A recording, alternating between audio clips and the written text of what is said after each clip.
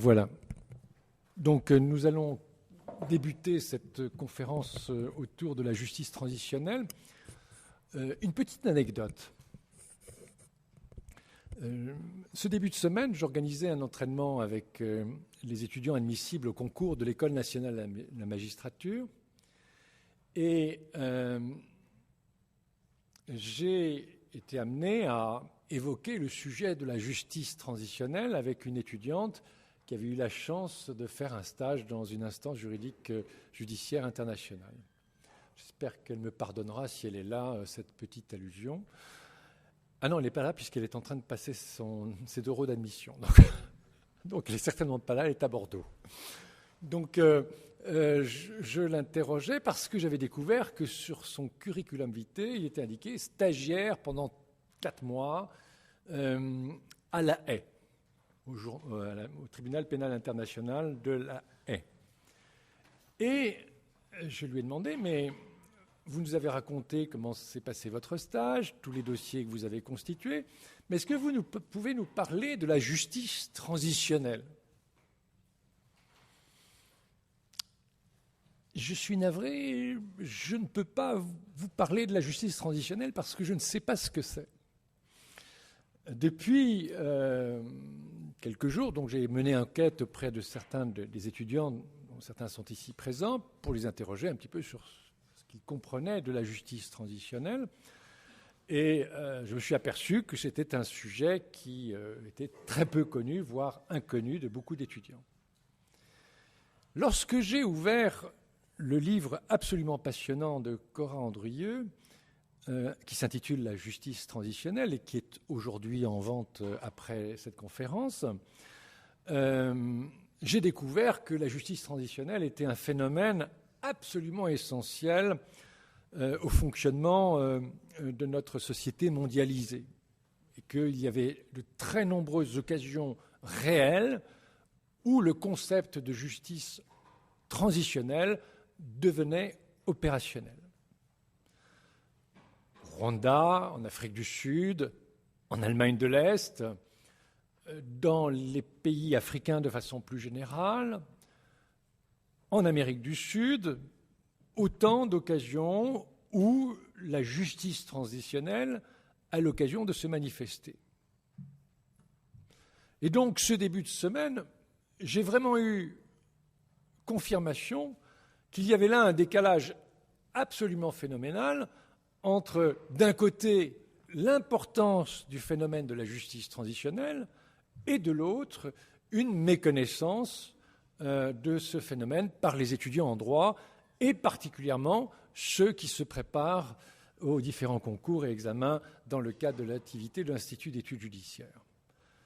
Et donc nous avons aujourd'hui vraiment une chance absolument exceptionnelle que d'accueillir Cora Andrieux, qui a écrit un monument intellectuel, 650 pages sur la justice transitionnelle, absolument passionnante, et qui révèle au lecteur l'importance d'un certain nombre de concepts qui, pour nous, juristes, sont peu, mal connus, voire inconnus.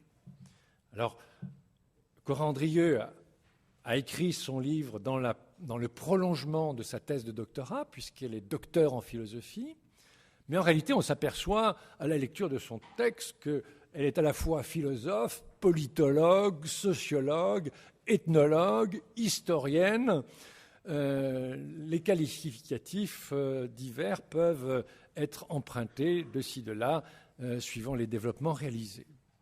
Alors aujourd'hui, elle occupe une place absolument extraordinaire aussi, place d'observation et place de travail, puisque pour approfondir et faire vivre la notion de justice transitionnelle, puisqu'elle est en poste à Tunis, où elle travaille pour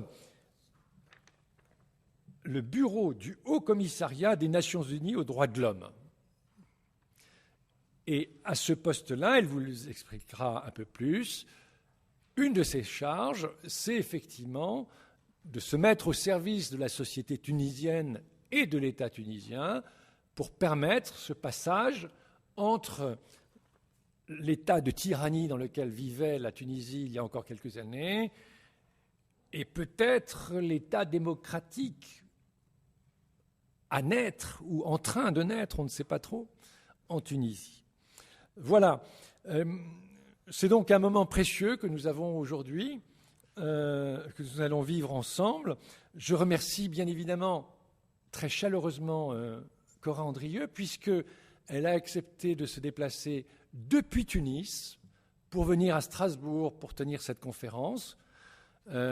C'est donc un voyage exceptionnel qu'elle a entrepris de réaliser, même si elle est retournée en France, que j'imagine que faire un passage en France, ce n'est pas forcément désagréable, mais se déplacer alors qu'elle vit dans la tourmente, puisqu'elle aura peut-être l'occasion d'en parler pour vous, vivre aujourd'hui à Tunis quand on est au cœur de questions aussi importantes que celle de la justice, eh bien, ce n'est certainement pas de tout repos.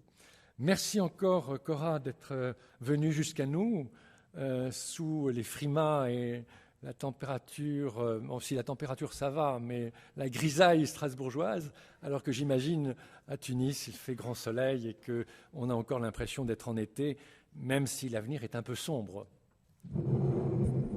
Merci beaucoup de cette invitation et de cette présentation. Bonjour à tous, bonsoir.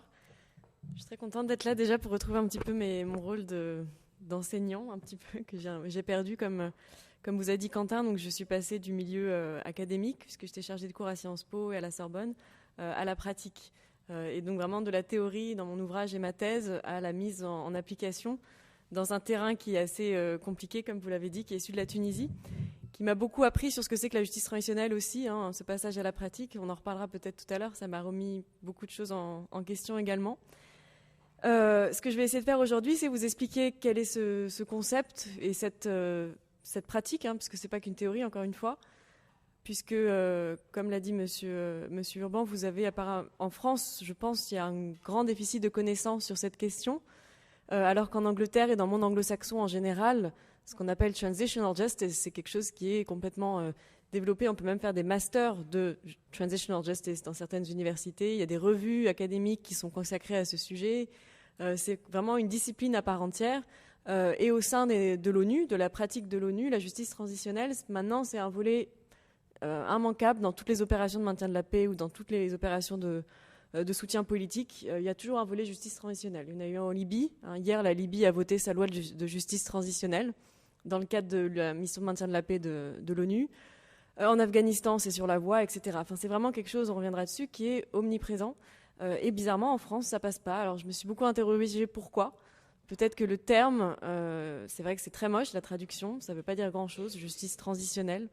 J'ai réfléchi à d'autres termes, justice de transition, justice pour les transitions, mais c'était pas non plus, ça reflétait pas non plus ce que c'était.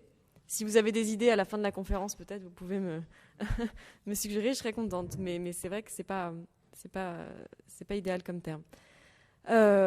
Pour commencer, je vais prendre un exemple vraiment concret. On va partir de là où je suis en ce moment, donc la Tunisie, pour vous expliquer un petit peu le type de questionnement auquel on essaie de répondre dans le cadre de la justice transitionnelle.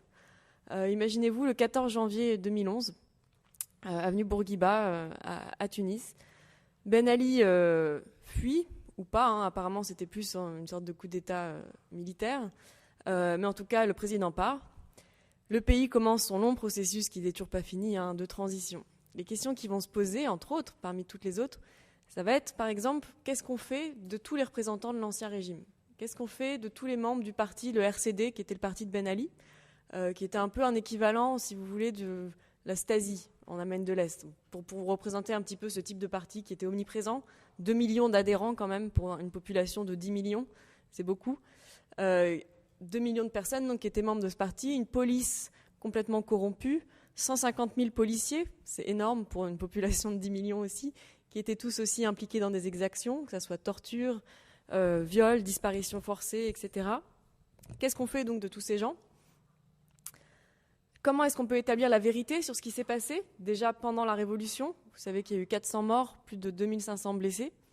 Comment savoir qui a tiré, qui a donné les ordres, etc.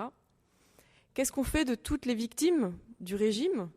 Alors que ce soit les blessés de la Révolution, les gens sur qui on a tiré pendant les manifestations, ou aussi toutes les victimes de Ben Ali et de Bourguiba, notamment les islamistes ou les dissidents de gauche qui étaient persécutés, torturés, etc. Qu'est-ce qu'on en fait ? Comment est-ce qu'on peut reconnaître leur vécu ? Quelle forme de réparation on peut leur donner aussi ? Comment finalement est-ce qu'on peut écrire l'histoire du pays ? Puisque pendant plus de 50 ans, la Tunisie a vécu sous une forme de régime autoritaire où l'histoire était enseignée d'une manière différente. On ne révélait pas la vérité sur ce qui s'était totalement passé, par exemple, dans la lutte pour l'indépendance, etc. Comment est-ce qu'on réécrit l'histoire ? Toutes ces questions, donc, c'est des questions, vous voyez, qui sont très réelles, très concrètes. La justice transitionnelle, c'est en gros ce qui essaye d'y répondre. Et la Tunisie l'a vite compris, puisqu'elle a mis en place, on y reviendra peut-être, tout un processus avec un ministère de la justice transitionnelle même, c'est la première fois que c'est créé, pour répondre donc à ces questions et principalement donc promouvoir la justice donc en période de transition. Donc la justice transitionnelle, maintenant on en vient donc à la définition. Ce que je vais faire, c'est que je vais essayer de vous la définir de manière générale. Ensuite, présenter rapidement la problématique de mon ouvrage, mais je ne vais pas trop m'attarder dessus parce que c'est une problématique de philo.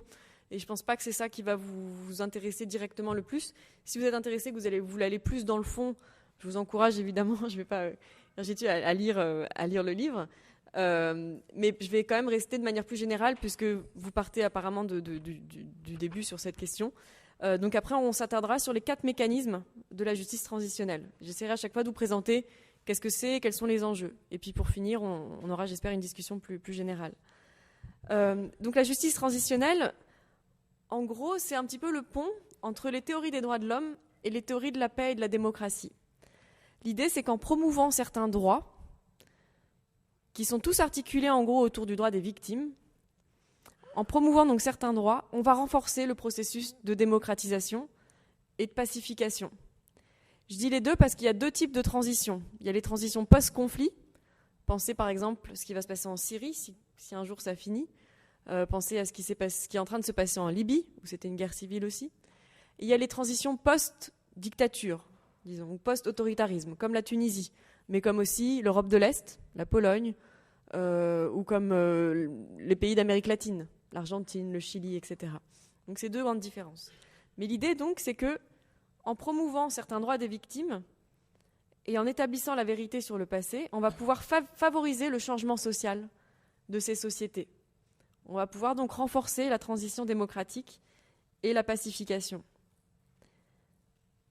C'est un petit peu, si vous voulez, de la psychologie individuelle qu'on transpose aux nations. Vous avez peut-être déjà entendu ça, on vous a dit oui, si tu vas pas voir un psychologue, si tu fais pas vraiment le bilan sur ton passé, si tu n'es pas vraiment en paix avec ce qui s'est passé dans ton enfance, alors tu ne pourras jamais être un adulte fort et stable, etc. C'est un peu la psychologie de comptoir. Il faut être en paix avec son passé pour avancer vers l'avenir. En gros, on transpose ça à des nations, dans le cadre de la justice transitionnelle. L'idée, c'est qu'il ne peut pas y avoir de silence sur les violations passées. Il faut que la société confronte vraiment de face cet héritage de violations, de crimes, de guerres, de génocides, etc., qu'elle les confronte, qu'elle établisse la vérité, qu'elle reconnaisse les torts pour pouvoir avancer et vraiment tourner la page. D'accord ? C'est pas évident en soi. Ça paraît peut-être maintenant parce que ça s'est tellement normalisé. Mais pendant très longtemps, on a aussi considéré que les nations, elles étaient construites au contraire sur l'oubli. Qu'une nation se construisait sur le fait d'oublier, que c'était une technique de survie même. C'est ce que disait Renan, c'est ce que dit Nietzsche. C'est quelque chose qui est aussi très fréquent et qu'on peut aussi appliquer à l'individu. Certains peuvent dire non, je ne vais pas voir un psy, je vais très bien sans. Donc voilà, c'est le postulat de base. Après, on peut aussi le critiquer, évidemment. Donc pour faire cela, la justice transitionnelle s'appuie sur 4 mesures principales qu'on étudiera ensemble. Les procès, les commissions vérité, les réparations et la réforme des administrations. C'est 4 volets. Procès, commission vérité, réparation et réforme administrative. Ces 4 mécanismes sont censés garantir 4 objectifs. Là, je parle du point de vue vraiment de la manière dont l'ONU et les institutions internationales comprennent la justice transitionnelle. On peut aussi critiquer ça.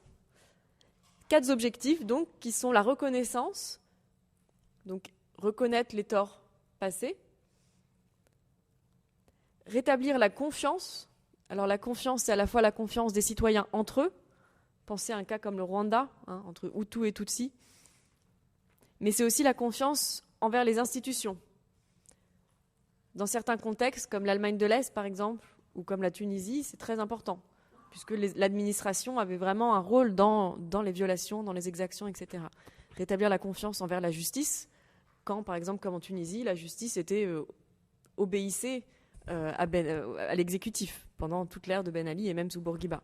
Rétablir donc la confiance. Le troisième objectif, c'est la réconciliation.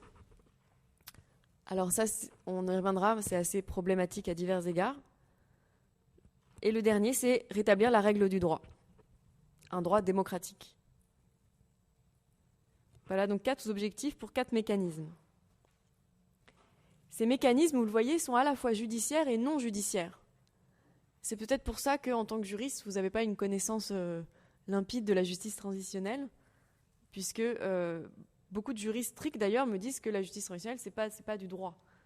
Puisqu'on le verra, en fait, il s'agit aussi parfois, et peut-être que ça va vous choquer, de contourner le droit. Contourner le droit, par exemple, en promouvant des mécanismes de réconciliation, ou alors en instaurant, au lieu des procès, des commissions vérité. Un exemple frappant, c'est le cas de l'Afrique du Sud. En Afrique du Sud, vous connaissez peut-être parce que c'est le cas le plus connu, c'est un peu le cas d'école. Moi, je suis un peu énervée que ça le soit parce que c'est un processus très critique. J'ai vécu en Afrique du Sud pendant 6 mois pour l'ouvrage. En Afrique du Sud, qu'est-ce qui s'est passé après la fin de l'apartheid? Mandela et de Klerk, dans leurs négociations, se sont mis d'accord qu'il n'y aurait pas de procès. Tout le monde a dit oui, Mandela, et c'est vrai, c'était grand, lui-même a pardonné à ses bourreaux, etc. C'était pas que par grandeur d'âme, c'était aussi politique. C'est-à-dire que l'Afrique du Sud ne pouvait pas juger tous les Blancs qui étaient responsables de l'apartheid. Ça aurait créé des divisions, ça aurait fait fuir les capitaux, il y aurait eu un problème économique, il y aurait un manque de connaissances et vraiment de savoir technocratique pour gérer l'État, etc. Ils ne pouvaient pas se le permettre. Mais ils ne pouvaient pas non plus dire, bon, amnistie générale, tout le monde rentre chez lui, c'est parfait, on oublie tout, table rase. Donc ils ont été assez inventifs, ils ont inventé un mécanisme assez original qui maintenant est devenu presque banal, qui sont les commissions vérité. On reviendra dessus tout à l'heure, mais là je vais juste vous montrer un petit peu comment on contourne le droit. Ça peut être intéressant pour vous en tant que juriste. Donc au lieu de faire des procès, on a dit on va avoir une commission vérité. Et donc la vraie justice, c'est la vérité. Pour les victimes, ce qui compte, c'est d'avoir la vérité. Et donc on va avoir ce mécanisme, qui est assez original en Afrique du Sud, d'une amnistie conditionnelle. Donc les bourreaux, entre guillemets, les responsables des violations, pour être amnistiés, devaient venir devant la commission, souvent face à leurs victimes, donc c'était assez émotionnellement assez fort, et dire ce qui s'est passé. Voilà, ce jour-là, j'ai fait ça, je suis rentrée, je l'ai torturé, j'ai violé, etc. Dire la vérité. C'était filmé, c'était en live tous les soirs à la télé nationale, etc. Donc il y avait une forme d'humiliation que certains considéraient déjà comme une forme de justice. Mais bon, s'il collaborait, s'il disait la vérité, il était amnistié et pas de procès possible. C'est-à-dire que la victime n'avait aucun recours. Et 15 ans plus tard, aujourd'hui encore, il y a certaines victimes qui veulent des procès maintenant. Et si les gens ont eu l'amnistie à la commission vérité, c'est pas possible. Parce que c'est dans la Constitution, le principe des amnisties conditionnelles. Donc, pas de justice. Donc, c'est problématique. Et l'Afrique du Sud vend ce modèle partout dans le monde. Il y a un vrai marketing maintenant de la justice transitionnelle. Et je l'ai vu en Tunisie.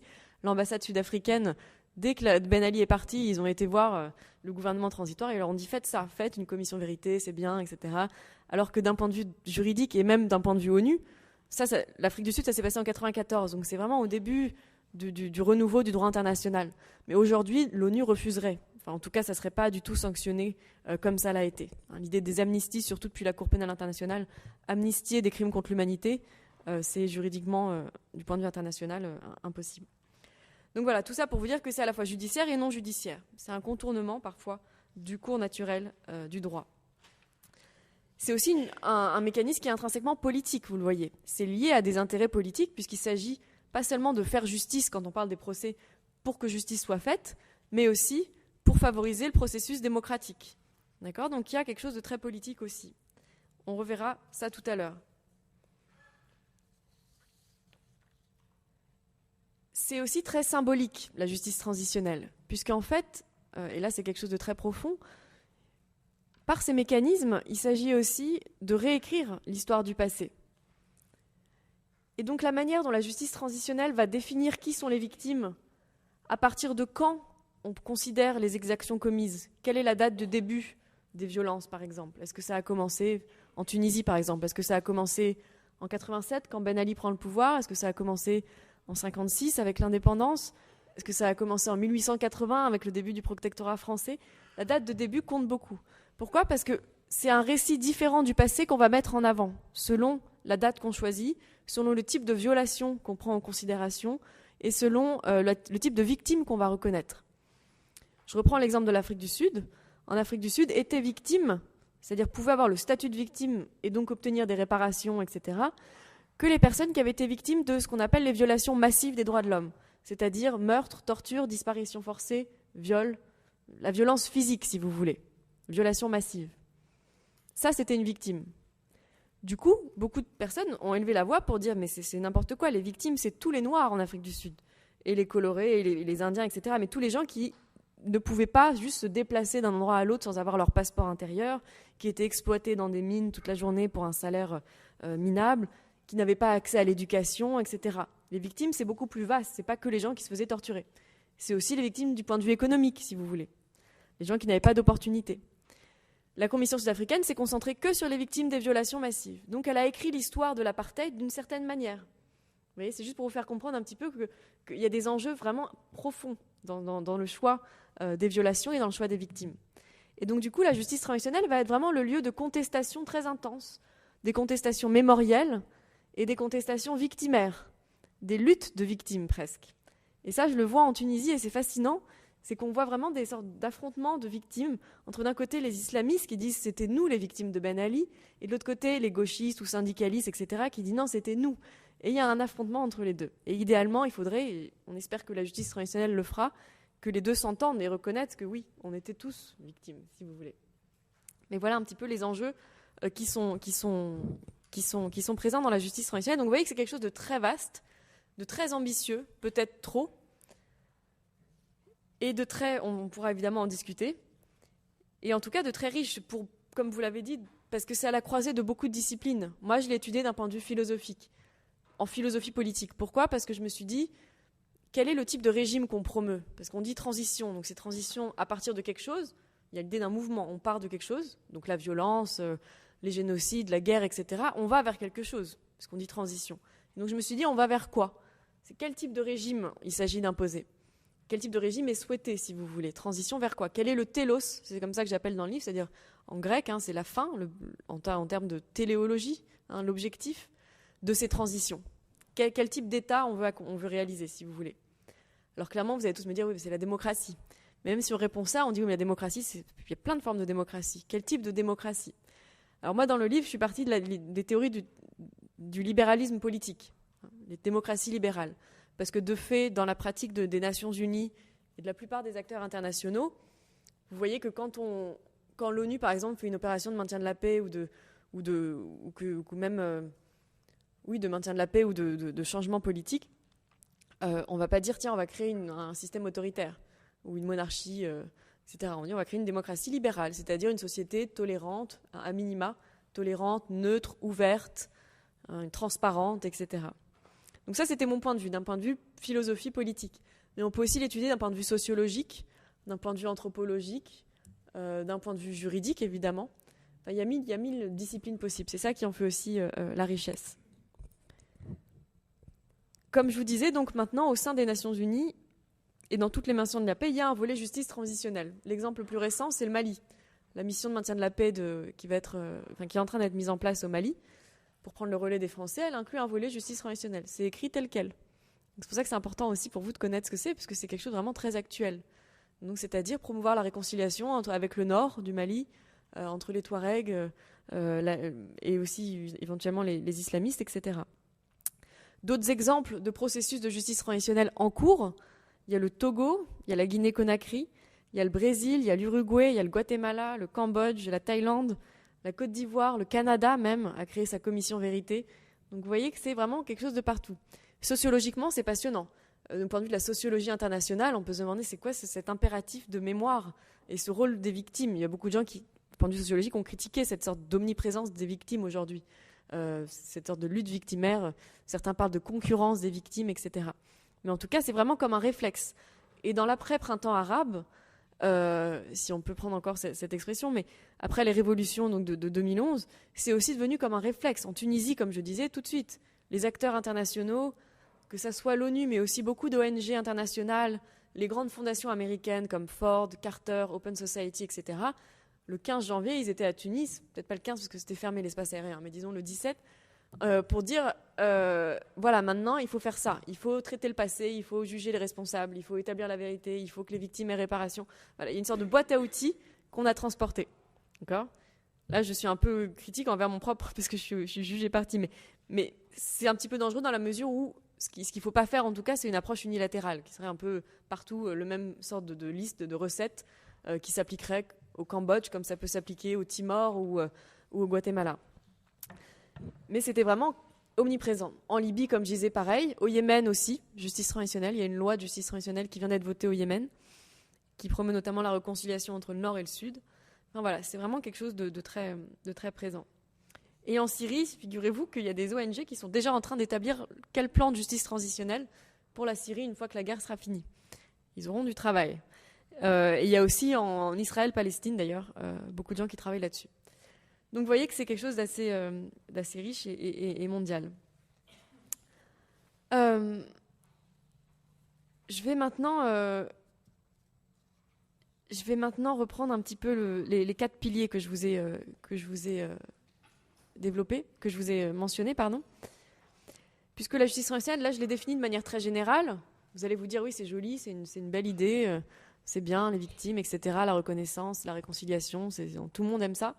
Mais concrètement, qu'est-ce que c'est ? Ce qui est important à savoir, c'est que ce n'est pas qu'une belle idée, c'est aussi quelque chose qui est juridiquement ancré par un certain nombre de traités internationaux, de résolutions des Nations Unies, et même un mandat de rapporteur spécial au sein du Conseil des droits de l'homme de l'ONU. D'accord ? Donc c'est quelque chose qui est concrétisé, qui est matérialisé. Je vais vous citer certains éléments de ce corpus législatif qui articule la justice transitionnelle. Tous s'articulent autour du droit des victimes, de manière générale. Par exemple, la Convention contre la torture, qui a été ratifiée par plus de 100 États, dont la Tunisie, qui prévoit dans plusieurs de ses articles le droit aux réparations, le droit à la vérité et le droit à la justice pour les victimes de torture. Donc, c'est-à-dire que pour les États qui ont ratifié cette convention, ils ont obligation de répondre à ces exigences. Plusieurs résolutions de l'Assemblée générale de l'ONU aussi, notamment là, une fameuse résolution qui a été votée en 2005, qui pose les principes fondamentaux sur le droit aux réparations pour les victimes de violations massives des droits de l'homme. D'autres plus récentes, 2006, la Convention contre les disparitions forcées, qui est une convention très importante parce qu'elle ancre, elle commence à poser les jalons qui ne sont pas encore présents, mais d'un droit à la vérité. Ce droit à la vérité, il existe en tant qu'idée, mais il n'est pas ancré internationalement, il n'y a pas de système encore, il n'y a pas de convention pour ce droit. Mais dans la Convention contre les disparitions forcées, il est dit que les victimes, les familles des victimes de disparitions forcées ont le droit de savoir le sort des disparus. Un exemple concret pour vous montrer que ça a un impact quand même, toutes ces conventions, c'est l'Espagne. En Espagne, c'est à la fois un contre-exemple de justice transitionnelle et quelque chose qui la valide, à mon avis. Puisque l'Espagne, en 1975, après la mort de Franco, donc vous savez qu'il y a eu guerre civile, puis dictature, à la mort de Franco, l'Espagne, elle décide vraiment à l'inverse de la justice transitionnelle. C'est-à-dire que les Espagnols, ils disent c'est fini, on efface tout, on oublie, on ne va pas réouvrir le dossier parce que c'est trop compliqué, ça va nous diviser, on a déjà eu une guerre civile, on n'en veut pas une autre, donc on oublie tout, on fait table rase. Mais vraiment, c'est-à-dire qu'il y a une loi qui est passée à l'Assemblée nationale espagnole qui s'appelle le pacte d'oubli. C'est le terme, le pacte d'oubli. J'étudie le cas de l'Espagne dans mon livre aussi. Qui dit, voilà, on n'a pas le droit de mentionner ça, on ne va pas ouvrir les archives, on ne va pas démanteler même les monuments de Franco, etc., parce que ça va créer trop de débats et tout. On laisse tout comme c'est, on avance. D'accord ? Les Espagnols étaient contents, ils sont concentrés sur vraiment la transition démocratique, le changement économique, etc.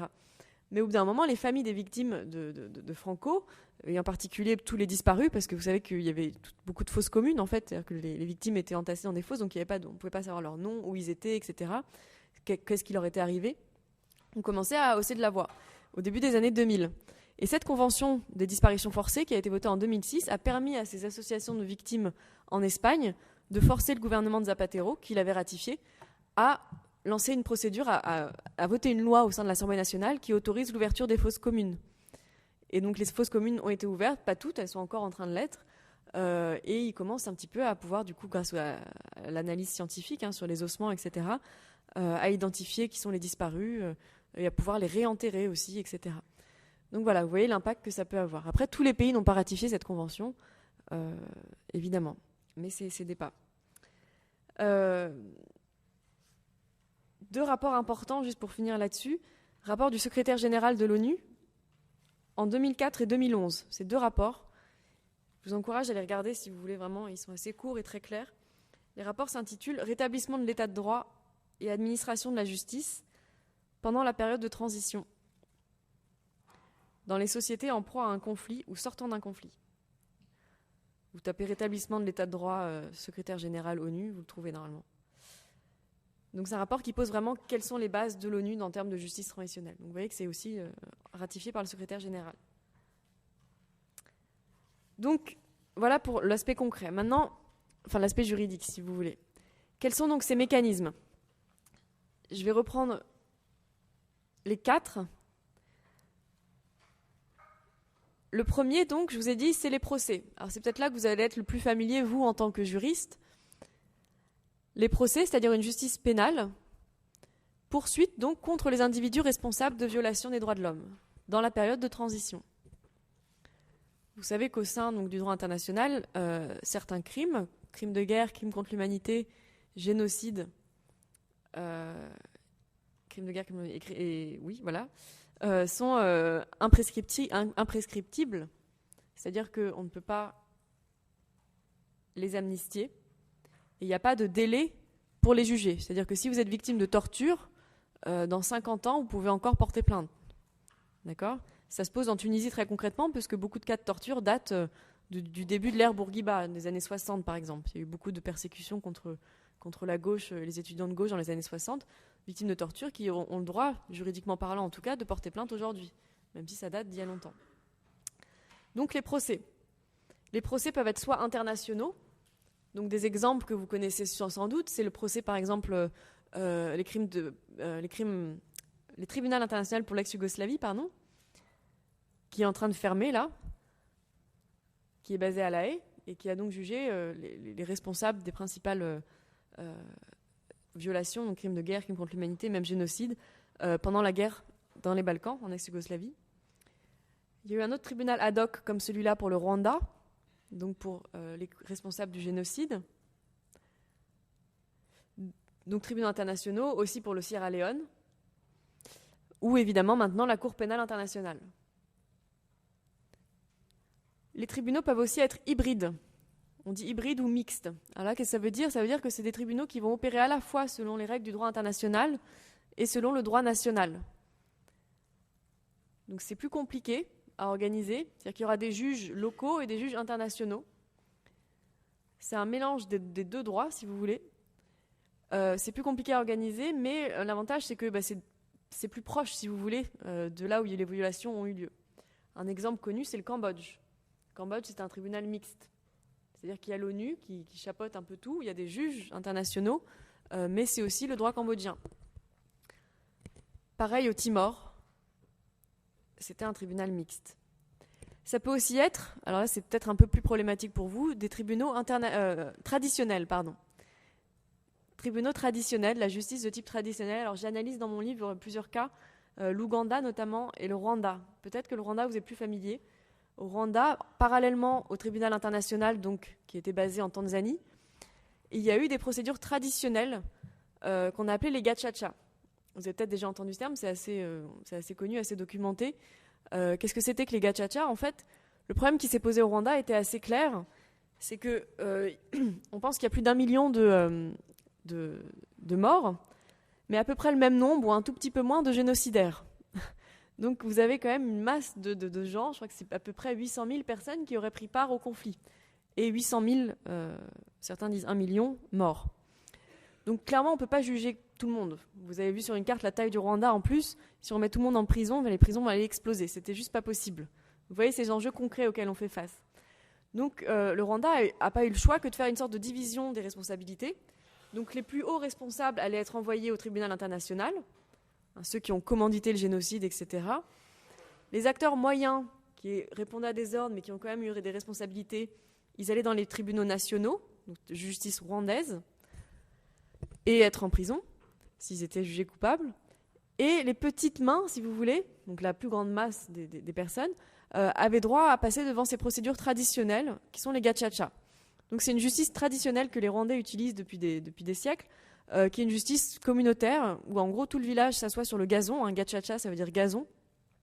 Il s'assoit sur le gazon et puis en gros voilà, la victime et le responsable se font face, et la famille de la victime et la famille du responsable, et puis il y a des sortes de juges communautaires qui décident d'une forme de réparation. Tu lui donneras une chèvre ou tu vas réparer son toit, etc. Normalement c'est appliqué pour des petits crimes comme voilà, il m'a volé ma chèvre. Là on a pris cette procédure, on l'a un peu codifiée et on l'a appliquée pour des crimes beaucoup plus graves quand même, puisque même si c'est des petits exécutants, ils ont quand même violé des gens, tué des gens, etc.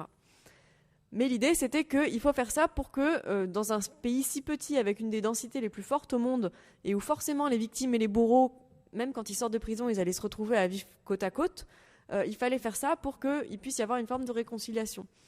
Et donc dans ces procédures-là, les victimes, c'était à elles de dire si elles acceptaient ou non de pardonner. Et les bourreaux étaient généralement condamnés à des travaux forcés, des travaux d'intérêt général.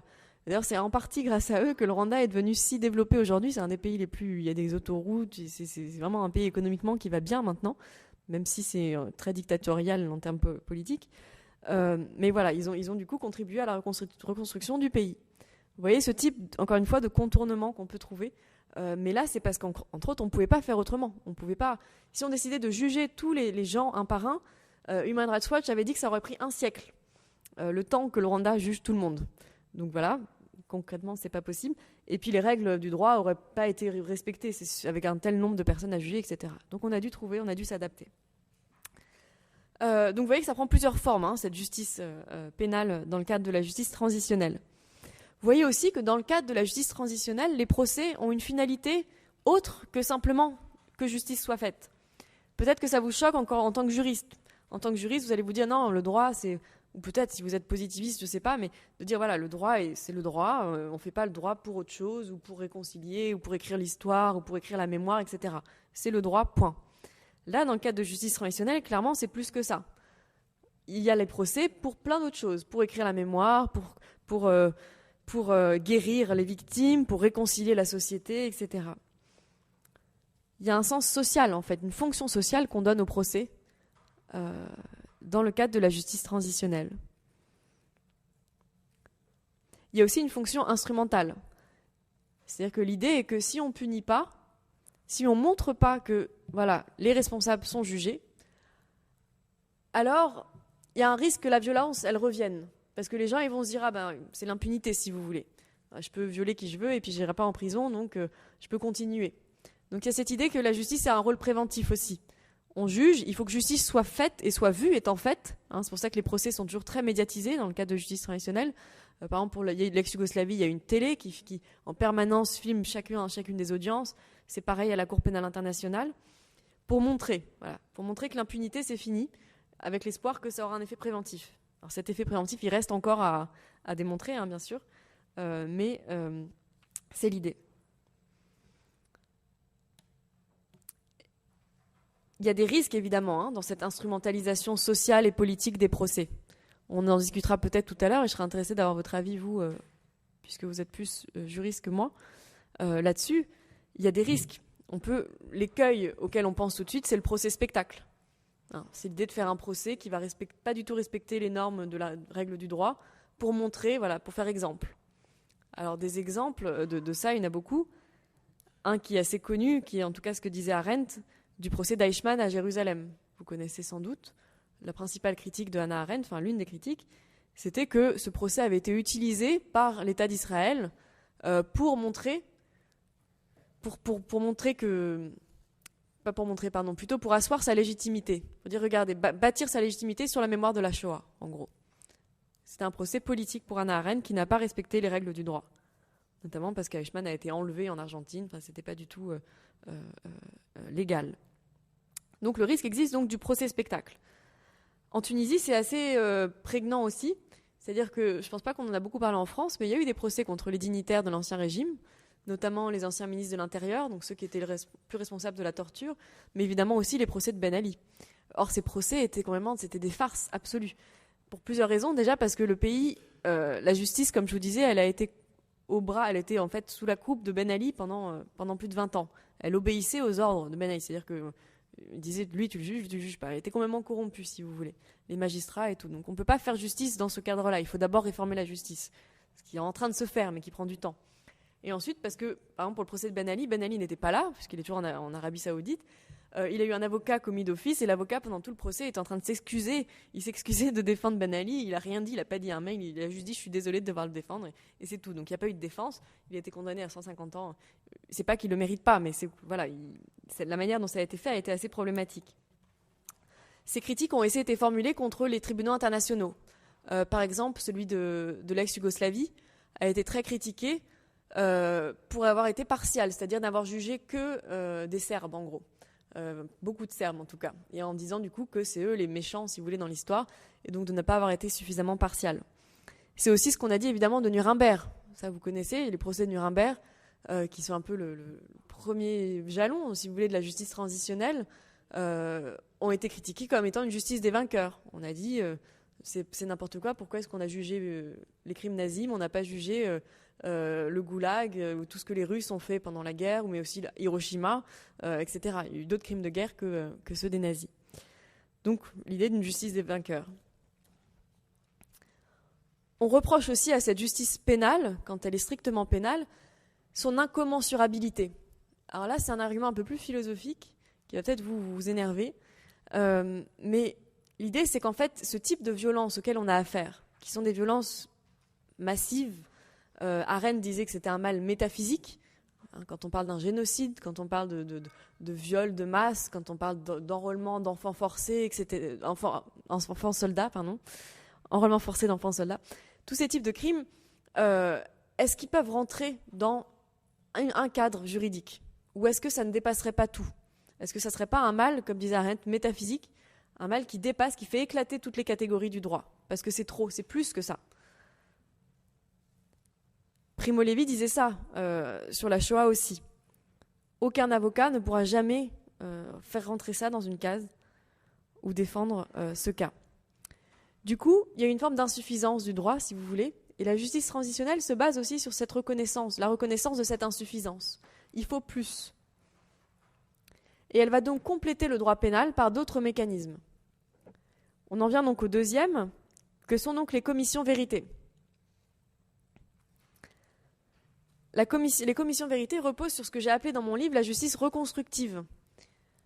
Alors ça fait mal aux oreilles aussi, c'est encore une fois un anglicisme atroce. C'est restorative justice en anglais. Restorative justice, donc justice restauratrice, on peut dire, ou reconstructive, c'est quelque chose qui est né en Australie en fait, pour les délinquants juvéniles à la base. Vous avez peut-être entendu parler de ça déjà. C'est une forme de justice plus communautaire, plus participative, et qui n'est pas basée sur l'exclusion du coupable, mais au contraire sur sa réintégration dans la communauté.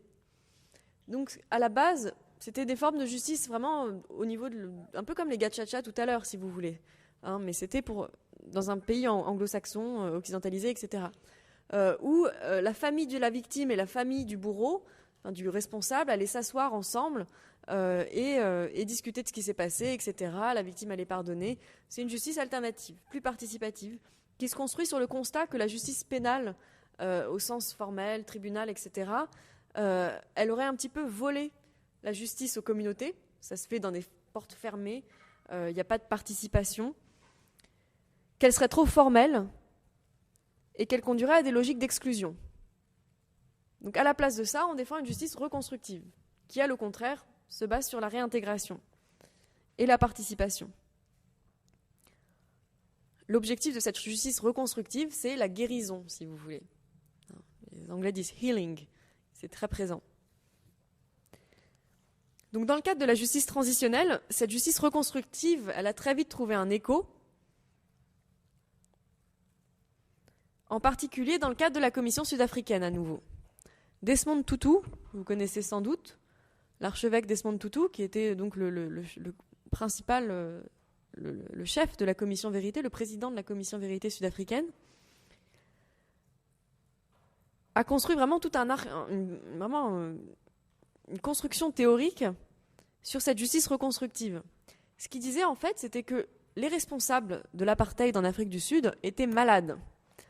Vraiment, c'est le mot, c'est le mot qu'il employait. Et qu'il fallait donc les guérir.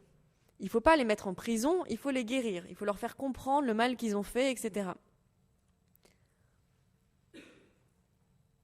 Le crime, du coup, n'apparaissait plus comme violation d'une loi, simplement, mais comme quelque chose de beaucoup plus profond, comme rupture d'une harmonie. Cette idée d'harmonie, elle est très, très présente dans ce cadre-là. Donc une approche plus participative, une approche publique, qui vise à terme la réconciliation et la guérison. Le mécanisme principal donc, pour mettre en œuvre cette justice reconstructive, c'est les commissions vérité et réconciliation. Donc commission vérité, la première c'était celle d'Argentine, après la dictature militaire. Elle a ensuite été suivie par plusieurs autres commissions, plus de 40 aujourd'hui. Donc vous voyez encore une fois que c'est devenu quelque chose de très général. Plus de 40 commissions vérité ont été créées dans le monde. La Tunisie est sur la voie d'en créer une elle-même. Ces commissions vérité, c'est des institutions qui sont provisoires, qui sont soutenues par l'État, mais qui sont indépendantes, qui ont pour but d'enquêter sur le passé, sur les violations passées, et de révéler publiquement ces crimes. Donc on va fixer un mandat, on va dire, vous allez enquêter sur tout ce qui s'est passé depuis, par exemple, 55, 56 ou n'importe quelle date, ces crimes-là, on fait la liste des crimes, de torture, etc. Tous ces crimes depuis cette date, vous allez enquêter. Donc il faut une enquête, à la fois au sens scientifique, mais en même temps aussi au sens vraiment de audition. Il y a des auditions de victimes. Les commissions vérité sont vraiment centrées sur ça. Les victimes vont venir et elles vont dire « il m'est arrivé ça, tel jour, telle date, etc. » C'est à la fois pour établir la vérité, mais c'est pour beaucoup d'autres choses aussi. En Afrique du Sud, l'idée, c'était que les victimes vont venir s'exprimer. Ça va non seulement permettre de savoir ce qui s'est passé, ça va aussi permettre aux victimes d'être enfin écoutées. Ces gens qui, pendant toutes ces années, étaient complètement invisibles, si vous voulez, n'avaient aucun droit à participer à quoi que ce soit, on leur donne une voix, on leur donne un micro, et ils peuvent s'exprimer. Et on reconnaît publiquement, dans une enceinte publique, c'était des auditions dans des sortes de mairies ou n'importe où, des salles des fêtes, une enceinte publique où les commissaires, donc c'était une douzaine de membres, dont Desmond Tutu, étaient assis là et ils disent oui, ils écoutent, la victime souvent pleure, c'est des moments assez émotionnels très forts, et les membres de la commission sont là et ils écoutent, ils disent oui, ça s'est passé, on reconnaît, c'est pas juste connaître, c'est reconnaître, oui, ça t'est arrivé, et oui, c'était mal. En gros, c'est ça, la reconnaissance. Donc l'idée était que ça permettrait aussi aux victimes de guérir par là même. En tout cas, ça pourrait promouvoir la guérison des victimes. C'est ce qu'on appelle la talk therapy. Il faut parler pour guérir. Alors, cette idée de guérison par la parole, elle n'est pas forcément universelle, vous allez me dire. Encore une fois, vous avez peut-être que c'est pas vrai. Et de fait, en Afrique du Sud, là où je travaillais, par exemple, c'était une ONG qui s'était chargée justement de l'appui psychologique aux victimes de l'apartheid. Donc c'était quand même plus de 15 ans après, qui ont témoigné à la commission vérité et qui se sont sentis encore plus traumatisés après. Donc c'était une clinique traumatique en fait pour ces victimes-là. Pourquoi elles se sont senties encore plus traumatisées ? Parce qu'elles sont venues dans la commission, elles ont dit ce qui leur était arrivé. C'était assez humiliant, souvent, surtout pour les femmes, quand il s'agissait de violences sexuelles, c'est quelque chose à prendre en compte aussi. Et voilà. Et après, rien. Le bourreau a été amnistié. Ils ont touché peut-être, 300, 400 euros de réparation, et voilà. Et donc, c'était pire pour elles. Donc, c'est pas forcément automatique, cette idée de on guérit par la parole. Ça peut être encore pire. Il y a aussi beaucoup de victimes qui veulent pas en parler, qui veulent pas venir témoigner, etc.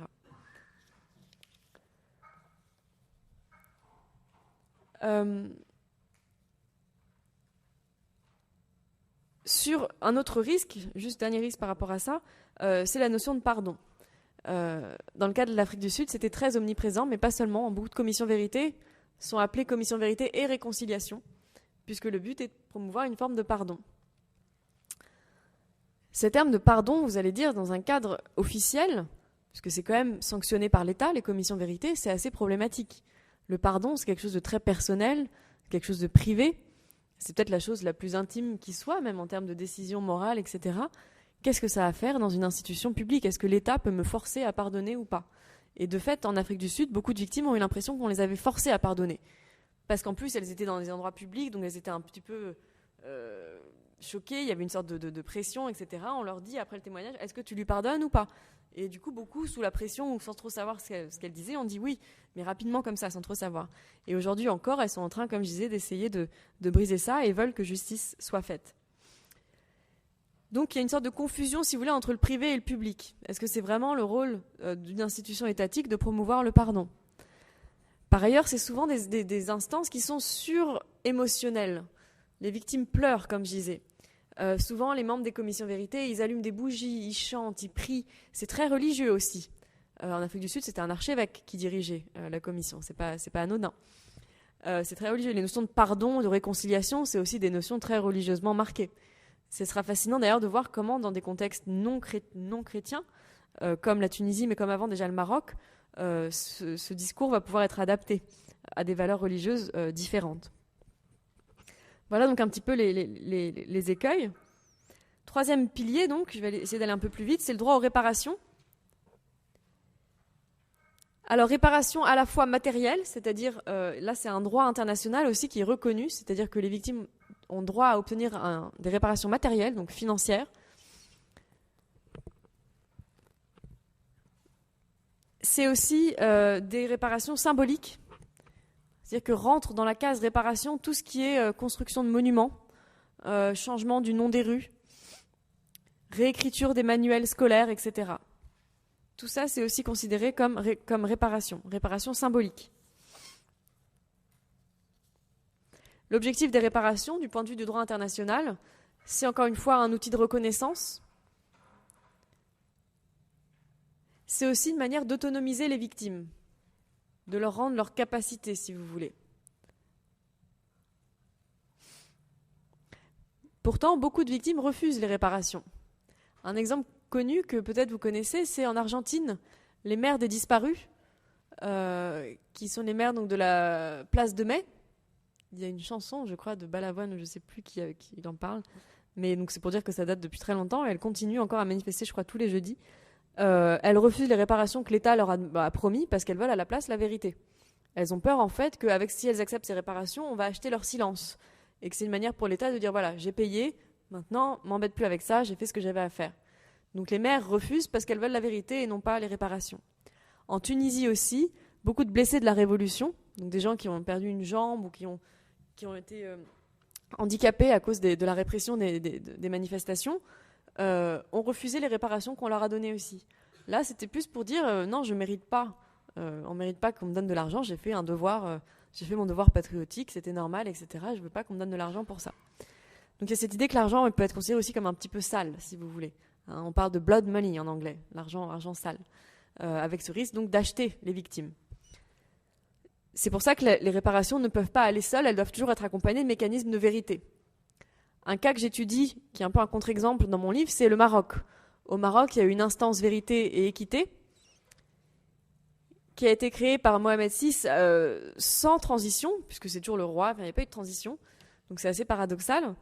Et c'était une commission vérité où les victimes venaient témoigner, mais on pouvait nommer personne. Et surtout pas mettre en cause le roi. Il y avait les portraits de Hassan II encore accrochés partout, etc. On remet en cause personne. On ne nomme personne. Donc c'était une violence anonyme. Aucune responsabilité n'a été établie. Par contre, beaucoup de réparations.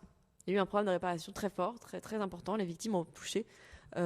Réparation collective aussi pour des régions entières. On a donné de l'argent à des régions pour reconstruire des régions qui avaient été défavorisées par Hassan II, etc. Donc il faut réparation, mais il faut aussi vérité. Les deux vont ensemble. Dernier volet, ce qu'on appelle donc les garanties de non-répétition ou les réformes institutionnelles. Là, ça passe par ce qu'on appelle l'assainissement en français. Alors encore une fois, un mot très moche et mal traduit. Assainissement. On peut aussi dire lustration, mais lustration, c'est un peu repris du contexte d'Europe de l'Est. Le mot anglais, qui commence à être utilisé en français parce qu'on n'a pas de traduction, c'est vetting. V-E-T-I-N-G. Vetting en anglais, ça veut dire filtrage, si vous voulez. C'est le filtrage, c'est le criblage. Certains disent criblage en français. Disons le filtrage des institutions. C'est-à-dire, on va regarder au sein des institutions, notamment le secteur judiciaire, mais aussi le secteur de la sécurité, la police, l'armée.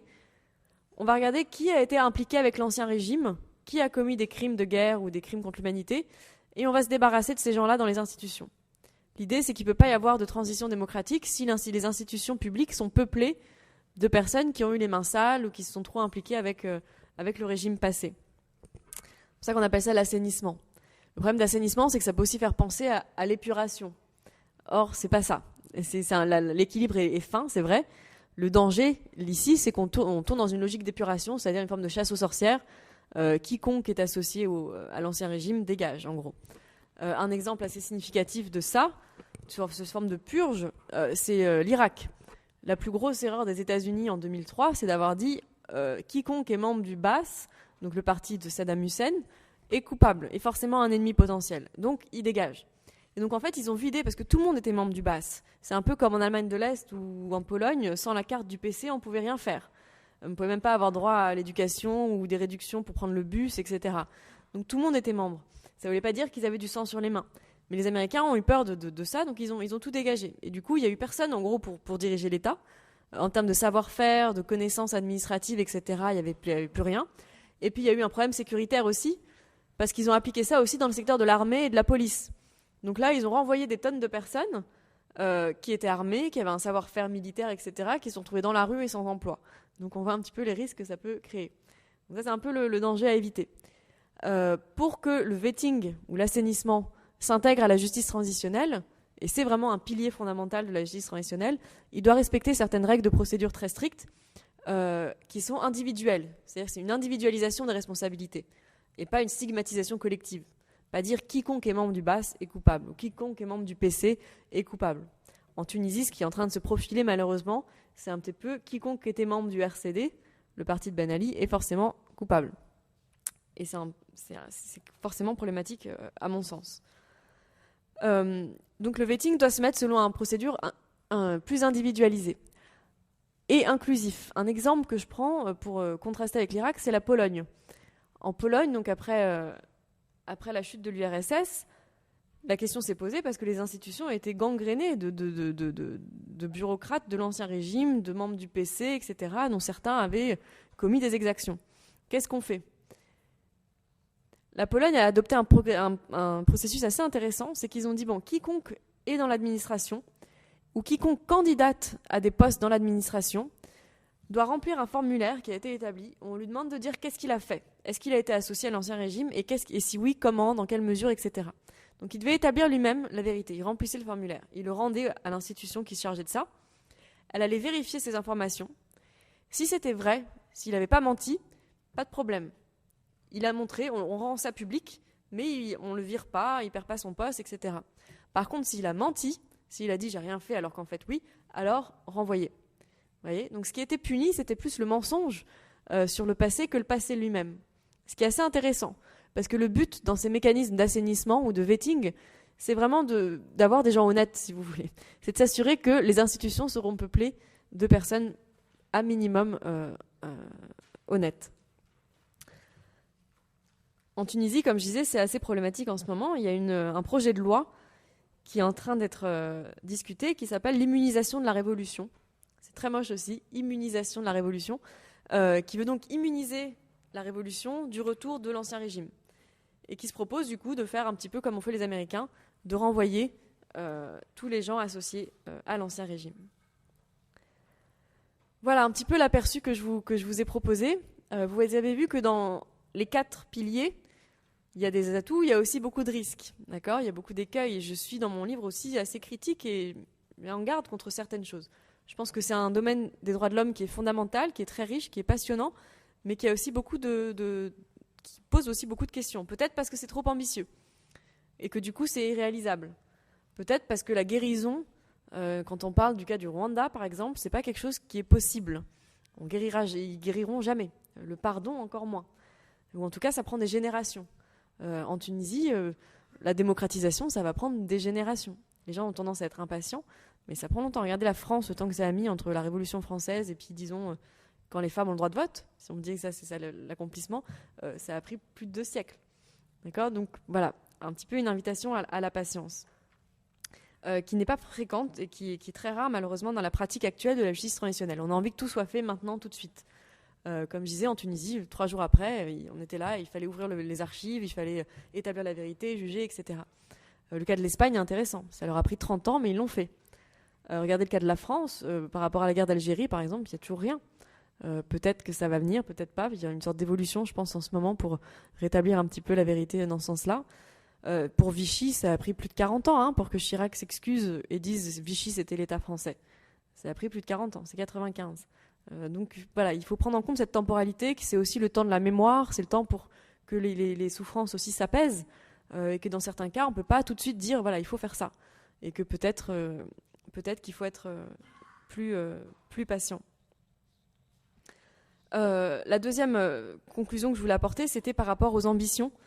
De dire qu'il faut peut-être être moins ambitieux dans ce que peut faire la justice transitionnelle. Je pense que l'idée de réconciliation est problématique. Qu'est-ce que c'est qu'une société réconciliée ?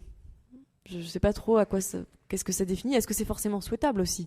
Une société où tout le monde est réconcilié avec tout le monde. Est-ce que la politique, et là c'est la philosophe plus qui parle, est-ce que le politique c'est pas fondamentalement les divisions ?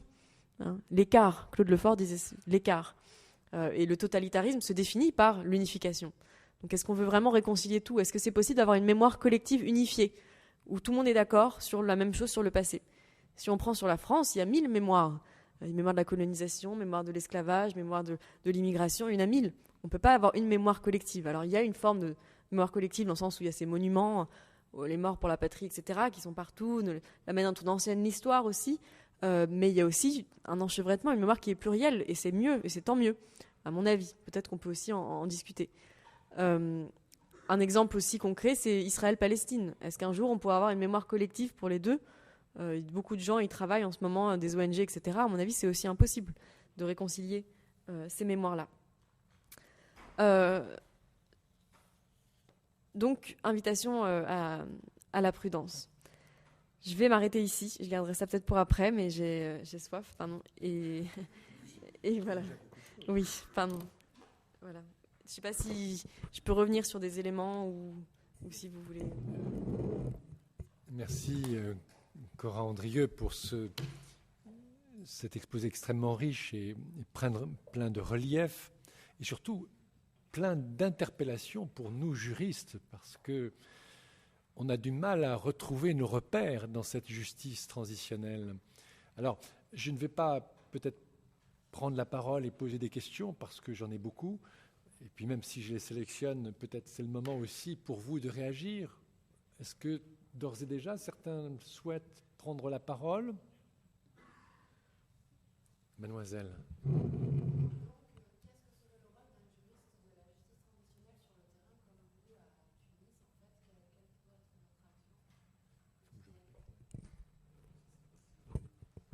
Il faut répéter la question. D'accord. Donc, mademoiselle demande quel est le rôle du coup d'un juriste dans le cadre de la justice transitionnelle. Je ne suis pas moi, mais justement par rapport à ce premier volet, le premier volet qui sont les procès, clairement, mais aussi parce que comme je vous l'ai dit au début, tout, hormis les procès, le droit à la vérité, le droit aux réparations, ça fait partie du droit international. Donc un juriste en termes de droit international, clairement, et d'ailleurs au sein des Nations Unies, c'est essentiellement des juristes qui le pratiquent. Après, il y a un problème, c'est que, comme je disais au début, beaucoup de juristes ont aussi une forme de réticence vis-à-vis de la justice internationale, parce qu'ils ont l'impression que c'est quoi ce truc, quoi. Il y a trop de choses, et puis c'est pas vraiment du droit, il y a plein d'autres choses différentes, etc. Mais juristes en termes de droit international, par rapport aux traités, aux conventions internationales, clairement. Qu'est-ce que font les juristes à Tunis, par exemple ? Est-ce qu'il y a des juristes avec lesquels vous travaillez ? Oui. Travail pratique. Ils font beaucoup de travail par rapport surtout à la réforme de la justice en Tunisie.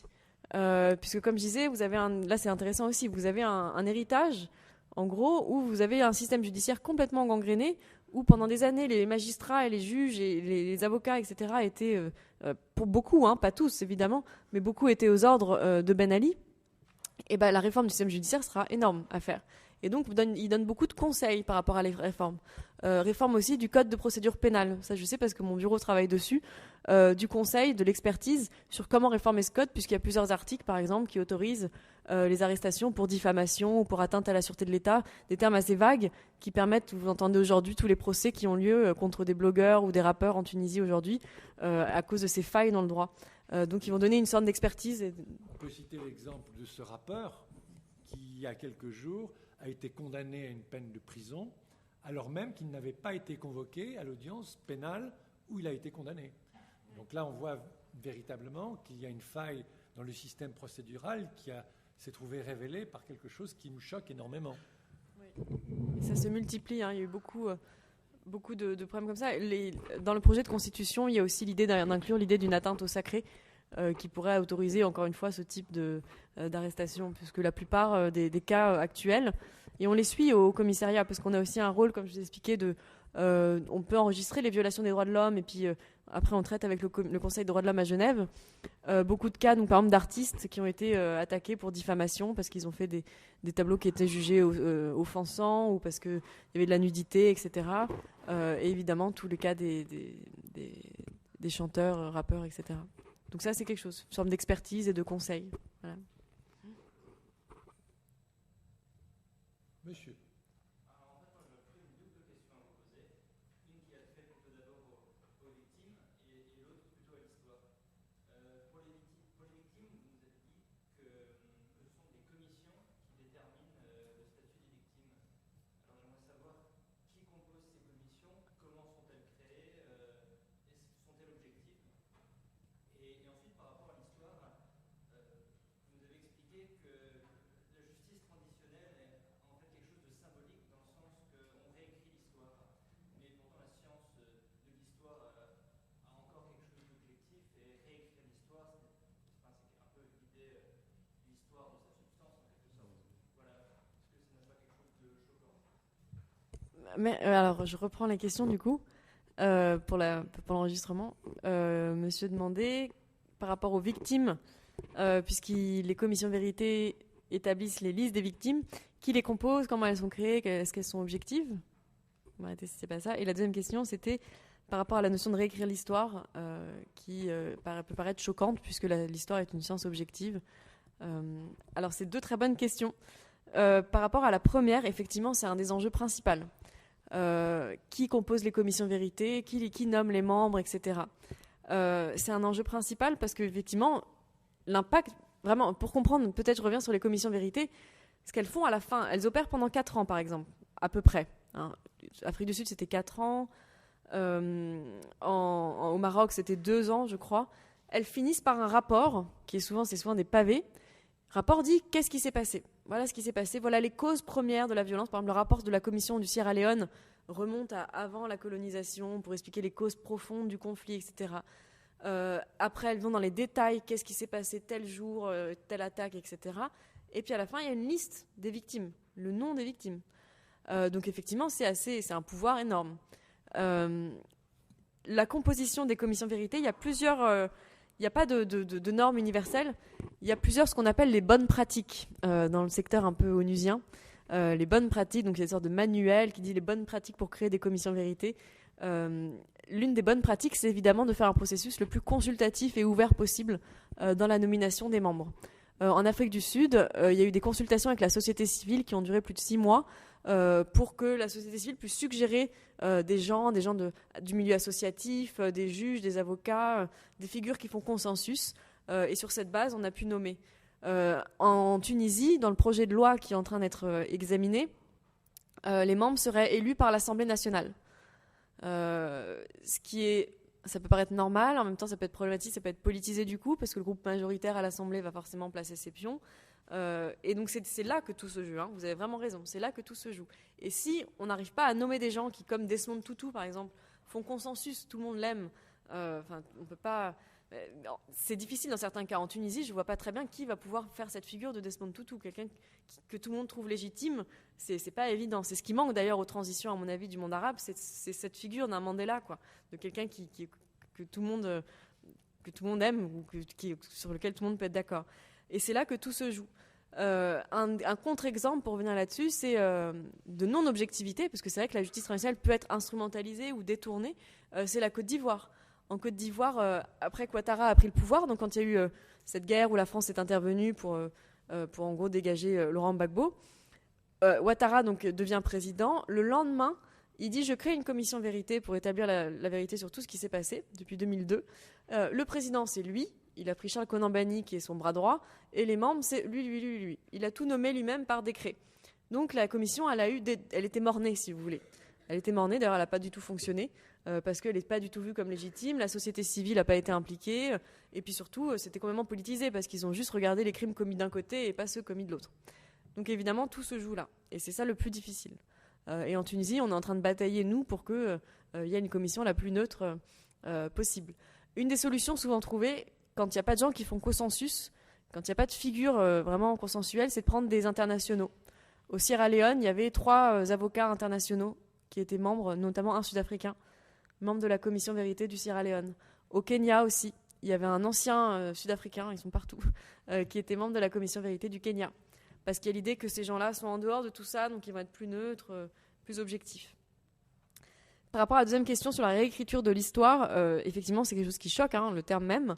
Mais juste, il faut prendre en considération qu'on est dans des sociétés où, comme en Allemagne de l'Est, ou en Pologne, ou en Tunisie aujourd'hui, pendant longtemps, on a enseigné une histoire qui n'était pas l'histoire, où on n'a pas dit la vérité sur ce qui s'était passé.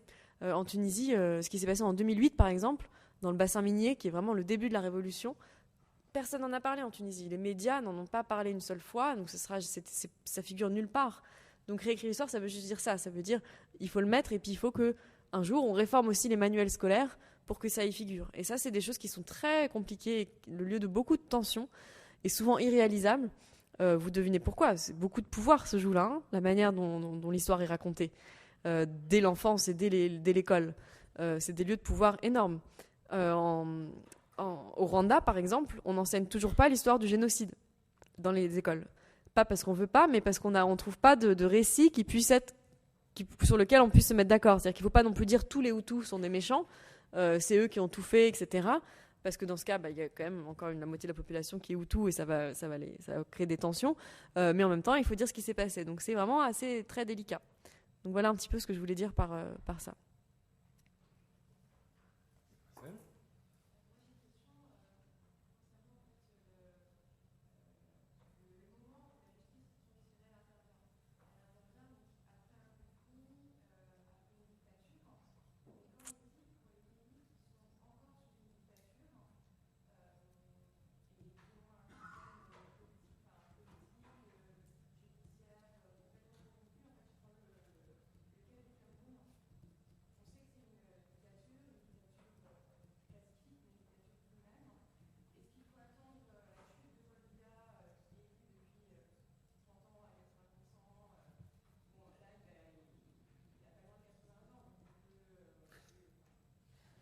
Pas sûr même.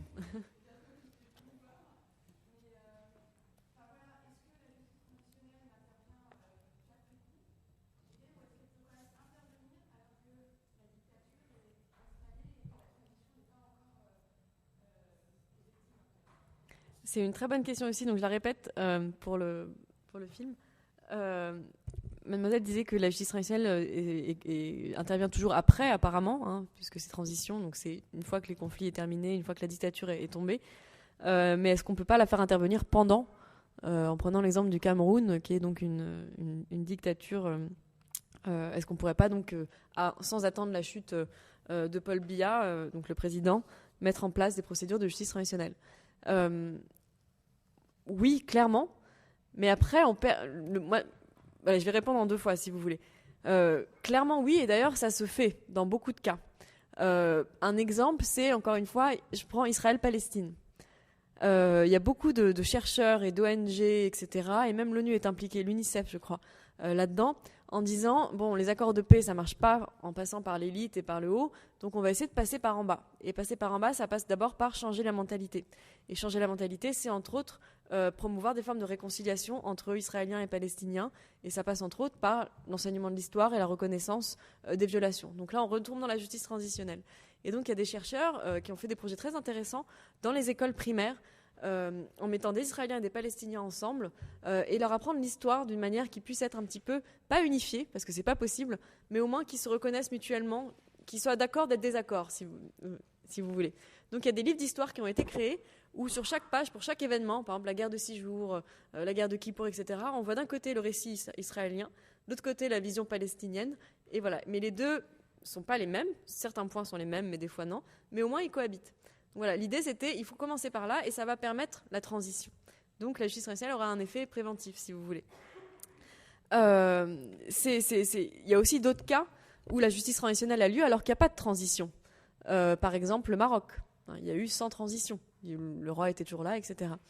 Il y a des cas comme l'Espagne où ça vient 100 ans après et le pays n'est plus en transition. D'accord, à proprement parler.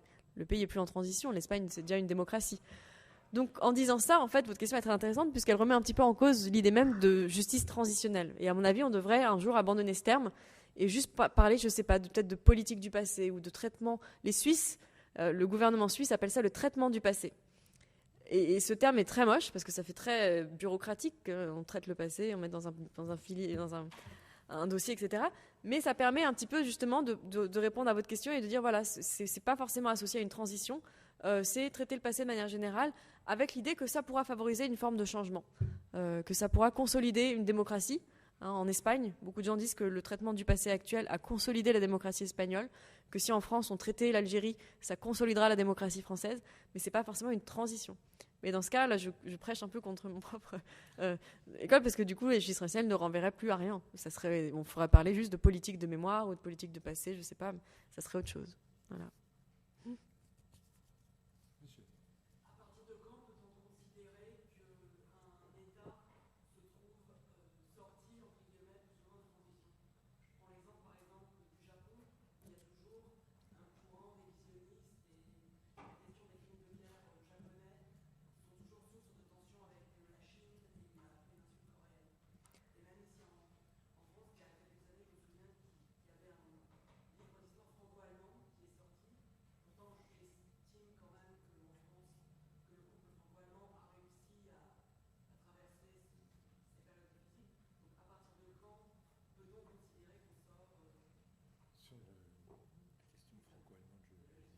D'accord.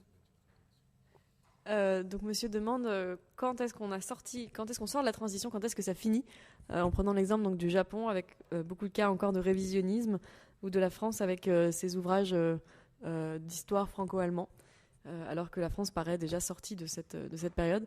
Votre question en fait elle rejoint un petit peu celle de Mademoiselle qui contribue encore une fois à faire éclater cette idée, c'est-à-dire que je pense que c'est jamais fini à mon avis. C'est très difficile de dire quand est-ce qu'une société... C'est comme je disais tout à l'heure, c'est quoi une société réconciliée ? Comment est-ce qu'on mesure ? Comment est-ce qu'on peut dire ça y est, c'est fini, c'est réconcilié, maintenant vous êtes une démocratie, etc. Je pense que ça se mesure pas et il n'y a pas un moment T où on peut dire ça y est. Et je pense qu'au contraire, c'est un processus infini et permanent. L'Afrique du Sud, elle est loin d'avoir fini sa transition. Là, c'est évident. Même d'un point de vue purement victime, etc., elles sont encore en train de demander la justice, les procès, les réparations, etc. Dans le cas de la France, comme j'ai dit, il a fallu 45 ans pour qu'il y ait une reconnaissance par rapport à Vichy, etc. Donc je pense que votre question va dans le même sens et qui tend à faire éclater un petit peu ce paradigme. Et c'est ce à quoi je suis en train de... C'est pour ça que je ne suis pas encore très claire dessus, parce que je suis en train de réfléchir à ça. Et vous êtes fort parce que vous y avez été tout de suite. Mais par rapport à ce que je suis en train de voir en Tunisie, en fait. De dépasser un peu ce prisme de la transition pour éclater un petit peu, pour élargir un peu le paradigme.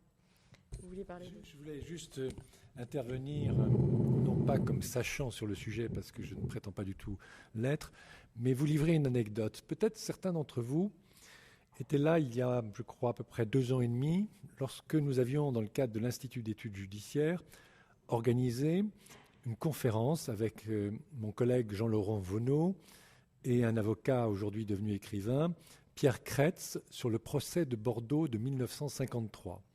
Alors, le procès de Bordeaux de 1953 traite du massacre d'Oradour-sur-Glane, auquel ont participé 13 Alsaciens. 13 Alsaciens malgré nous. Et dans la salle, il se trouvait, par extraordinaire, mais ceux qui étaient présents ne le savaient pas tous, des enfants de collaborateurs qui avaient été condamnés pour avoir collaboré en Alsace au régime nazi, des enfants d'avocats qui avaient participé au procès de Bordeaux et qui avaient défendu les malgré nous, et aussi des présents malgré nous, donc d'un certain âge, puisqu'ils ont aujourd'hui entre 85 et 90 ans. Ce qui était intéressant, c'est de voir que dans cette salle, eh bien, le climat n'était pas du tout apaisé, qu'il y avait encore de la tension, et que le procès d'Oradour-sur-Glane, qui s'est déroulé en 1953 à Bordeaux, n'avait pas effacé les souffrances et n'avait pas satisfait le besoin de la justice. Et ce procès de Bordeaux s'est déroulé dans des conditions tout à fait extraordinaires, puisqu'en réalité, il y a eu 2 procès. Un premier procès où il y avait une loi qui disait « Lorsque des étrangers à l'Allemagne, en l'occurrence des Alsaciens, avaient participé à des massacres sous l'uniforme allemand, ils étaient présumés être coupables de crimes de guerre sans avoir à établir des liens de causalité entre le comportement de ces personnes et les actes criminels. En d'autres termes, une présomption de culpabilité. Lors du premier procès, bien évidemment, ces 13 Alsaciens ont été condamnés à des peines, pour certains d'entre eux, graves, de telle sorte que cela a suscité un mouvement d'émotion considérable, et on a organisé un second procès. Et lors de ce second procès, il y a eu aussi des condamnations d'Alsaciens. Ces condamnations ont suscité un mouvement populaire extrêmement important en Alsace. La plupart des élus alsaciens, maires, députés, ont ont même démissionné de leurs fonctions, et une loi d'amnistie est intervenue. Cette loi d'amnistie a fait disparaître toutes les sanctions à l'égard des Alsaciens. Bien évidemment, ce qui s'est produit est grave, puisque tout le Limousin s'est offusqué. La ville de Tulle, qui avait été décorée de la croix de résistance en tant que ville résistante, il y a les pendus de Tulle qui sont restés célèbres dans la résistance, a rendu sa Légion d'honneur ou sa croix de la libération. Et depuis cette époque-là, il y a une tension qui subsiste entre le Limousin et l'Alsace, et qui s'est encore récemment manifestée, puisque vous le savez probablement, un procès est en cours parce qu'un des survivants, le survivant du massacre d'Oradour, a écrit un livre où implicitement il accuse les malgré nous d'être des criminels de guerre qui doivent se confondre avec les criminels ordinaires. Je crois que cet épisode est très intéressant parce qu'il montre que parfois, dans certaines circonstances, les procès ordinaires tels qu'on les connaît, avec des accusés, un procureur et des condamnations classiques, entre guillemets, eh bien, ne suffisent pas à apaiser. Et je crois que aujourd'hui, en Alsace, la question des malgré nous continue de faire malaise parce qu'il n'y a pas eu quelque part cette justice transitionnelle. Alors, bien sûr, nous, juristes, on est un tout petit peu perturbés parce que, il y a des multiples composantes de ce procès transitionnel dont on n'a pas du tout l'habitude. Mais je crois que quelque part, il faut aussi que nous prenions la mesure de l'insuffisance du procès pénal classique et de se rendre compte qu'au travers d'exemples, en particulier pour l'Alsace, qu'un procès classique ne suffit pas à éteindre les tensions et ne suffit pas à apaiser, à réguler la société. Voilà. Est-ce qu'il y a d'autres interventions, d'autres réactions ? Monsieur.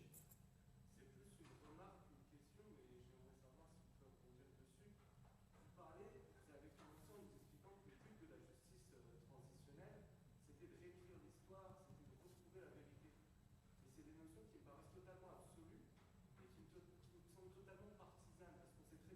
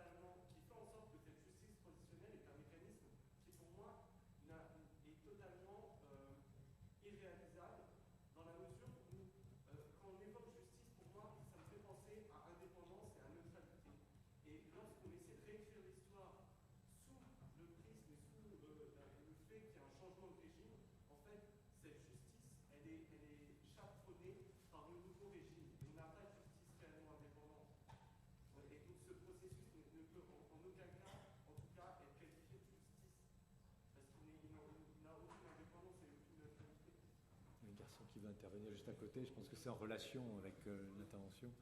Allez-y, monsieur. Est-ce que, en fait, il n'y aurait pas un mélange, je pense exactement la même remarque, entre une phase où on jugerait l'histoire et, par contre, une juridiction dans laquelle on juge des hommes? Est-ce que, justement, le mélange entre juger un homme pour ses actes et juger l'histoire dans son ensemble ne provoque pas justement ce problème de création ou de réécriture d'une histoire qui serait nécessairement partielle? Ah oui. Merci. Je répète, désolé, mais apparemment il faut. Donc je résume un petit peu. C'est toujours lié à cette question de tout à l'heure d'ailleurs, par rapport au fait que la justice traditionnelle vise à retrouver la vérité, à écrire l'histoire. Et donc les deux jeunes hommes disent que c'est un petit peu partisan cette idée. Il y a l'idée d'un absolu dans la notion de vérité et que l'histoire qu'on enseigne est toujours l'histoire des vainqueurs. L'exemple d'Eichmann a été donné. Et vous avez aussi dit, l'autre jeune homme, donc la différence entre juger l'histoire et juger un homme, qui sont deux choses différentes. Là encore, je suis assez d'accord avec vous deux, en fait. C'est déjà, et ça, en tant que juriste, vous allez être forcément d'accord, c'est que c'est pas le but d'un procès d'écrire l'histoire. Les procès de l'ex-Yougoslavie ont été très critiqués pour ça, parce que, justement, comme je vous disais, ils auraient été instrumentalisés dans ce sens-là, et pour écrire une histoire qui était celle où, encore une fois, les Serbes étaient coupables de tout. Et d'ailleurs, les juges et les procureurs au TPY, donc le tribunal pour l'ex-Yougoslavie, ont fait appel constamment à des historiens qui venaient témoigner, qui venaient expliquer un petit peu pourquoi est-ce que les Serbes étaient si énervés depuis le temps, etc. Et donc, effectivement, c'est pas du tout le but. Et oui, c'est partisan. Et d'ailleurs, philosophiquement, pour moi, c'est ça aussi qui m'a interpellée quand j'ai découvert ce que c'était que la justice traditionnelle. J'ai vu partout ces mots comme vérité, mémoire, réconciliation, des mots qui sont très forts, qui sont moralement très riches. Donc d'un point de vue philosophie morale aussi, ça m'a interpellé. Et puis l'idée de vérité, c'est quand même quelque chose qui... C'est le cœur de la philosophie et c'est quelque chose qui a été pensé des milliards de fois. Et là, on a des mécanismes qui s'appellent les commissions vérité. Ah bon? Donc on va écrire la vérité comme ça, maintenant, c'est facile, c'est ça. Et évidemment, c'était très très problématique. Après, deux choses là-dessus. Déjà, il y a plusieurs sens de la vérité. Et c'est ça que je voulais dire à la fin quand je disais il faut être un peu moins ambitieux dans ce qu'on attend. C'est que c'est sûr qu'il n'y a pas qu'une seule vérité, il y en a plusieurs, il y a plusieurs points de vue et c'est tant mieux, c'est ça qui fait la richesse aussi d'une société. Le but d'une commission vérité, à mon avis, c'est plutôt de réduire le nombre de mensonges acceptés dans l'espace public. C'est un philosophe canadien qui avait, là je paraphrase un petit peu, mais c'est cette idée-là. Plutôt que d'écrire la vérité, c'est de réduire le nombre de mensonges qu'on peut accepter dans l'espace public. Donc par exemple, pour reprendre l'Afrique du Sud, non, elle n'a pas établi la vérité sur l'apartheid, ça c'est sûr, notamment parce qu'elle a totalement évacué l'aspect économique. Elle a raconté l'histoire de l'apartheid comme une histoire de racisme, etc., en oubliant que c'était aussi l'histoire de l'exploitation économique de la masse, en gros. Mais par contre, elle a contribué à empêcher le négationnisme. C'est-à-dire que je pense qu'il n'y a personne en Afrique du Sud aujourd'hui qui peut dire non, ça n'a pas existé l'apartheid, ou même s'il y a encore des gens qui sont des blancs qui sont un peu énervés et tout, dire l'apartheid c'était bien, on aurait dû continuer. Voilà. Donc c'est ça. À minima, ça sert à réduire ce nombre de mensonges qu'on accepte dans une société qui est tolérante et ouverte par définition, donc qui est ouverte à différentes visions du passé. Donc voilà, cette idée-là, c'est une manière de contrer un petit peu ce que vous dites, et enfin cette critique. Et l'autre, c'est que, encore une fois, il y a plusieurs vérités, et que cette vérité dont je parle, à mon sens, il faut la réduire en tout cas à une vérité factuelle. C'est-à-dire qu'il ne faut pas chercher plus loin, je veux dire, qu'est-ce qui s'est passé, quel jour, quand.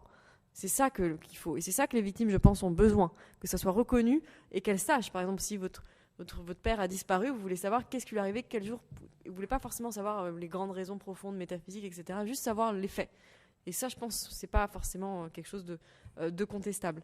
Mais après, effectivement, cette idée de vérité qui est au cœur de la justice traditionnelle, c'est ça qui en fait le lieu de tellement de contestations et qui en fait aussi quelque chose de très sujet aux manipulations politiques. Je reprends la Tunisie, un peu le fil conducteur, mais comme c'est ce sur quoi je travaille. En Tunisie, c'est assez intéressant parce que, et là je parle un peu en off, parce que en Tunisie, les Narda, donc le parti islamiste qui est au pouvoir, quand on lui a vendu la justice transitionnelle, ils ont aimé. C'était bien pour eux. Ils ont dit c'est bien ce truc-là. Pourquoi ? Ça va permettre de mettre en avant notre récit victimaire. Nous, les islamistes, victimes de Ben Ali, victimes de Bourguiba, etc. Donc c'est super, on approuve, et donc on va même créer un ministère de la justice transitionnelle. Et donc pour eux, c'était bien. Et ils ont raison, ils ont été victimes, ils ont été persécutés, etc. Mais il n'y a pas que. Et donc le risque, et c'est ça qu'on essaie de mettre en œuvre nous, c'est qu'on accepte aussi les autres récits victimaires, si vous voulez. Mais vous voyez que du coup, c'est comme on parle de vérité avec un grand V, forcément ça va être le lieu de contestation.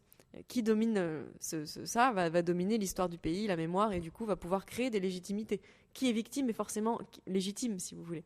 Hein, être victime, ça crée de la légitimité, et les islamistes l'ont compris en Tunisie et ailleurs aussi, je pense. Voilà. Je ne sais pas si ça répond. Oui.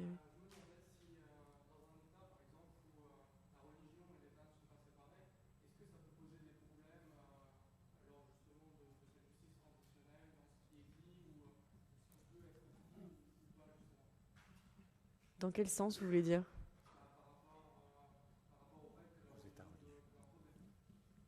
Par rapport à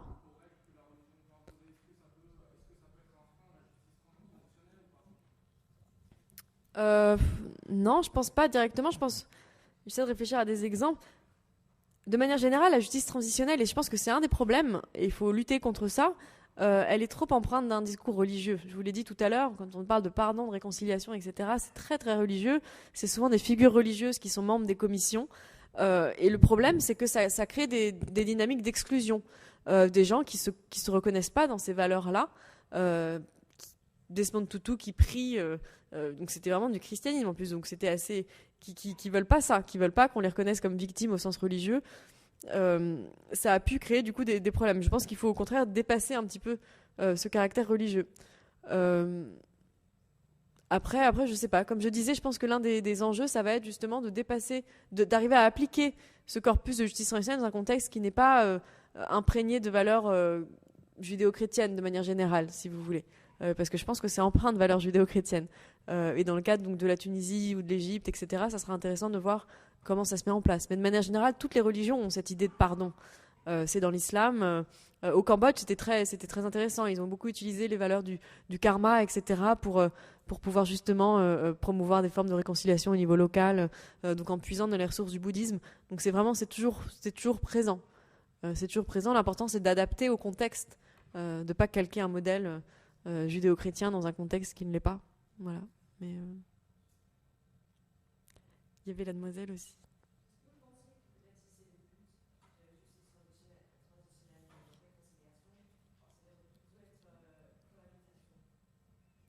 Oui, c'est très...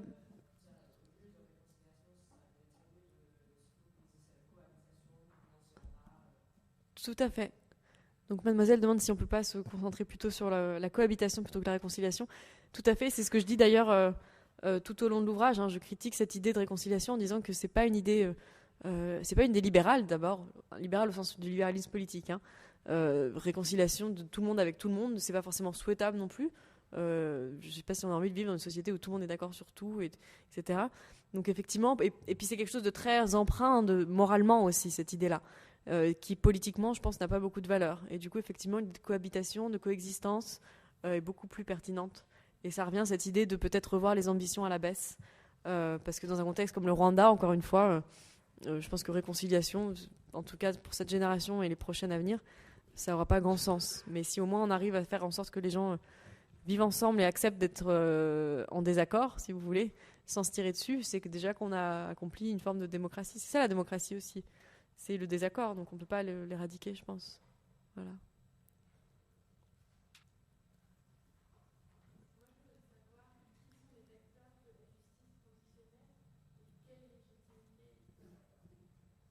C'est une très bonne question. Donc, qui sont les acteurs ? Alors là, il y a... Et leur légitimité, pardon. Alors, il y a beaucoup de... Il y a deux réponses, si vous voulez. Il y a une première réponse qui est celle de beaucoup de sociologues. Ça a été beaucoup fait par de la sociologie critique. Une auteure que j'encourage à lire, c'est Sandrine Lefranc. C'est une des seules autres francophones qui travaille sur la justice transitionnelle, mais qui, elle, est en sociaux. Et donc, elle a bâti, et je l'en parle beaucoup dans l'ouvrage quand je fais la généalogie de la justice transitionnelle, elle a étudié donc justement qui sont les acteurs, et elle a fait la généalogie. D'où c'est sorti ce truc ? Parce que c'est récent. En gros, c'est les années 90, c'est la troisième vague de démocratisation, etc. et par qui c'est porté. Concrètement, c'est porté essentiellement par, aujourd'hui, les Nations Unies, mais par aussi beaucoup d'ONG internationales. Il y a un centre qui est basé à New York, mais qui a des bureaux dans le monde entier, qui s'appelle ICTJ, International Center for Transitional Justice. Vous pouvez regarder sur Internet, votre ICTJ, qui est le fer de lance de ça. Et donc, elle a été regardée, cette Sandrine Lefranc, d'où ils viennent, ces gens-là. Parce que c'est eux, vraiment, les porteurs principaux. Ils sont financés par Ford, par Open Society, par toutes ces grandes fondations américaines, notamment. Ils sont financés aussi par l'ONU. Il y a aussi beaucoup d'autres organisations internationales qui promeuvent la justice transitionnelle. Il n'y a pas que, mais c'est vraiment un petit peu les premiers. Et donc, ces sociologues critiques se sont servis de ça pour dire la justice transitionnelle, en fait, c'est une sorte de manière qu'a trouvé le milieu des droits de l'homme pour se recycler après la fin de la guerre froide, parce qu'ils ne savaient pas trop quoi faire d'autre, vu que voilà, il n'y avait plus d'ennemis communistes. Donc, ils se sont recyclés un petit peu là-dedans, etc. Donc, elle vide un peu de sa substance la justice traditionnelle en disant que en fait, c'est porté par des acteurs qui sont essentiellement financés par des Américains et qui ont des intérêts politiques partisans, démocratisés, importer la démocratie. Et donc, elle démonte un petit peu ça comme ça. Je trouve que son approche, elle est très intéressante et elle est très riche et il faut la savoir, il faut se méfier un petit peu. Je vous ai dit tout à l'heure, ce côté boîte à outils que j'ai observé directement en Tunisie, c'est tiens, vas-y, fais ça, etc. En même temps, il y a un autre point de vue qui est qu'au contraire, la justice traditionnelle, elle est née où ? Elle est née en Argentine, concrètement. La première commission vérité, c'est l'Argentine et elle l'a fait toute seule. Elle n'a pas demandé l'aide des Nations Unies, c'était avant la fin de la guerre froide. Et c'était son propre processus. Et après, il y a eu quelque chose de très intéressant qui est une sorte d'exportation du savoir, mais qui fonctionne essentiellement dans les pays du Sud. Donc là, les États-Unis n'ont rien eu à voir. C'est que les Argentins ont été voir les Chiliens. Ils ont dit aux Chiliens, faites ça, regardez, nous on a fait, ça marchait pas mal, une commission vérité, etc. Les Chiliens, du coup, ils ont fait. Ils ont dit, tiens, c'est vrai, c'est pas mal. Et du coup, après, les Chiliens ont été en Afrique du Sud, 94. Et c'est les Chiliens qui ont dit aux Sud-Africains, vous savez, vous devriez peut-être essayer de faire ça, une commission vérité, des sortes de mesures alternatives, réparation, etc., plutôt que des procès ou que rien faire du tout. Et les Sud-Africains, maintenant, c'est les rois de la justice transitionnelle, c'est-à-dire qu'ils vont partout.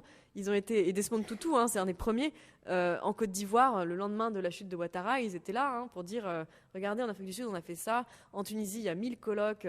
Ils ont envoyé plein de Tunisiens en Afrique du Sud pour apprendre comment on fait les Sud-Africains. Et donc, il y a un transfert de savoir qui est passionnant d'un point de vue sociologie internationale, des relations internationales, mais qui, on peut aussi dire, se fait essentiellement au niveau sud-sud. Troisième type de réponse, en fait, j'en ai 3, c'est un point de vue plus philosophique, si vous voulez, ou plus normatif, qui est peut-être que c'est porté par des acteurs qui ont des intérêts démocratisés, etc. Peut-être c'est les méchants américains ou les impérialistes qui sont derrière tout ça, il y a un complot sioniste ou je ne sais pas. Mais, de fait, je pense, et je l'observe tous les jours, moi, concrètement, parce qu'on travaille avec des victimes tous les jours, si vous voulez, je pense que ça correspond à ce qu'on appelle des universaux aussi. Le besoin de savoir, le besoin de justice, le besoin de réparer. Et je pense et j'espère que c'est des normes universelles et que par-delà ces intérêts derrière, il y a quelque chose qui est là. Le besoin de reconnaître aussi, de raconter, de reconnaître ce qui s'est passé. En Tunisie, c'est incroyable. Les victimes de la dictature, elles veulent parler, mais c'est vraiment, dès qu'on leur donne un micro, elles ne s'arrêtent plus. En fait, quand on fait des conférences, c'est carrément impossible, quoi. C'est qu'elles parlent. Il y a une telle libération de la parole. Et voilà. Et ça, je pense que c'est des choses qui peut-être sont des besoins ou qu'il ne faut pas imposer. Peut-être qu'il y a des sociétés où non, on ne veut pas parler. Mais je pense qu'il y a aussi des normes universelles derrière. Voilà.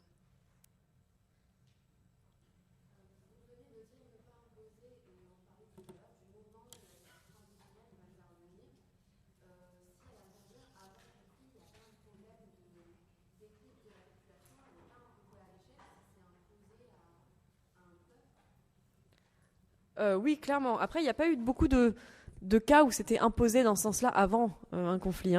J'ai plutôt parlé de... Je vais juste faire... Ça va vous répondre et ça va répondre à mademoiselle en même temps aussi. Il faut bien distinguer, il y a plusieurs possibilités pour la justice traditionnelle. Je suis désolée, je n'en ai pas parlé avant, mais ça peut être soit des mesures de l'État, donc ça vient d'en haut, top-down en anglais, c'est imposé d'en haut, l'État va piloter tout. Soit il y a aussi des possibilités qui sont très riches, que ça vient bottom-up. C'est la société civile qui fait ça toute seule. Et ça contredit un petit peu les arguments des méchants qui importent, etc.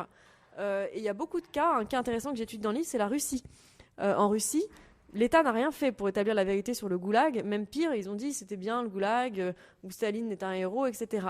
Et du coup, pareil, on a des fausses communes, on a des gens qui ne savent pas ce qui s'est passé pour leur grand-père, leur père, etc. Et du coup, c'est la société civile toute seule, principalement cette ONG qui s'appelle Mémorial, que vous connaissez peut-être parce qu'on en parle beaucoup, qui toute seule s'est dit, bon, bah, l'État ne le fait pas, donc nous, on va le faire. Et donc, nous, ils ont été ouvrir des fausses communes avec l'argent du coin. C'est tellement grand, la Russie, qu'ils ont pu le faire avec l'argent du canton ou du village, etc. Ils ont construit des monuments eux-mêmes avec l'argent de l'artiste du coin, etc. Donc il y a des processus qui se font vraiment tout seuls et qui ne sont pas du coup forcément imposés. Et c'est pour ça que je pense que ça conforte l'idée de quelque chose d'universel, si vous voulez, et que qui peut venir aussi juste d'en bas. Au Guatemala aussi, il y a une commission vérité qui a été faite juste par l'Église, toute seule. L'Église est très présente là-bas, et donc c'est des évêques et tout qui ont fait leur travail de recherche de vérité tout seuls, et qui ont fait un travail énorme, qui ont documenté toutes les violations comme ça. Et donc ça s'est fait sans imposition aucune. Voilà.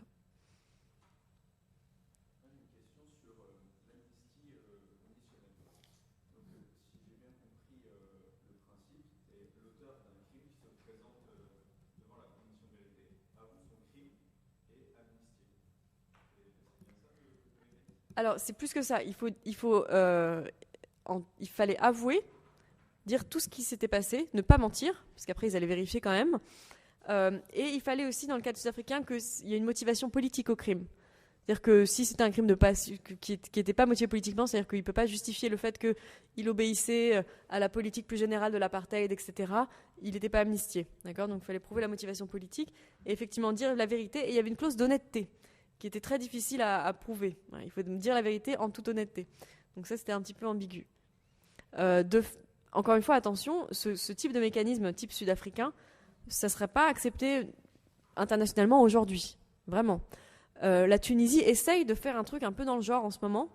Ils essayent de faire, pas de l'amnistie, mais de la clémence. Clémence conditionnelle, si vous voulez. Donc ils essaient un peu de contourner le truc.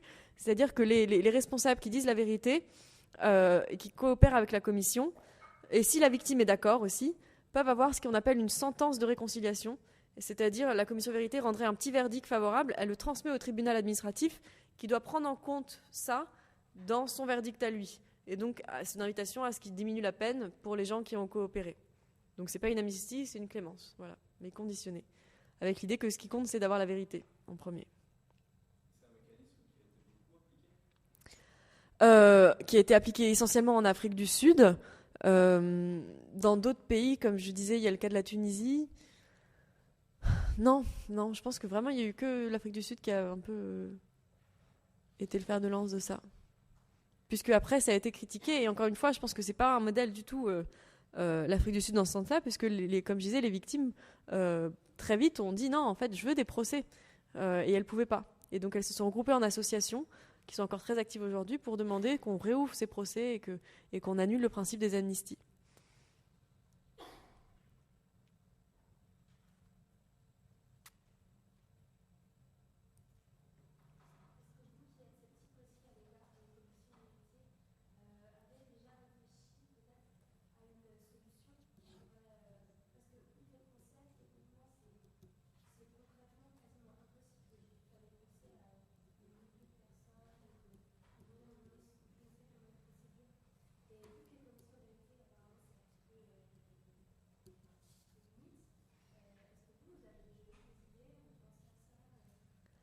Alors, oui. Donc, mademoiselle demande si les procès, vu que les procès sont quasi impossibles quand il y a des milliers de responsables et que les commissions vérité posent aussi beaucoup de problèmes, en gros, qu'est-ce qui nous reste ?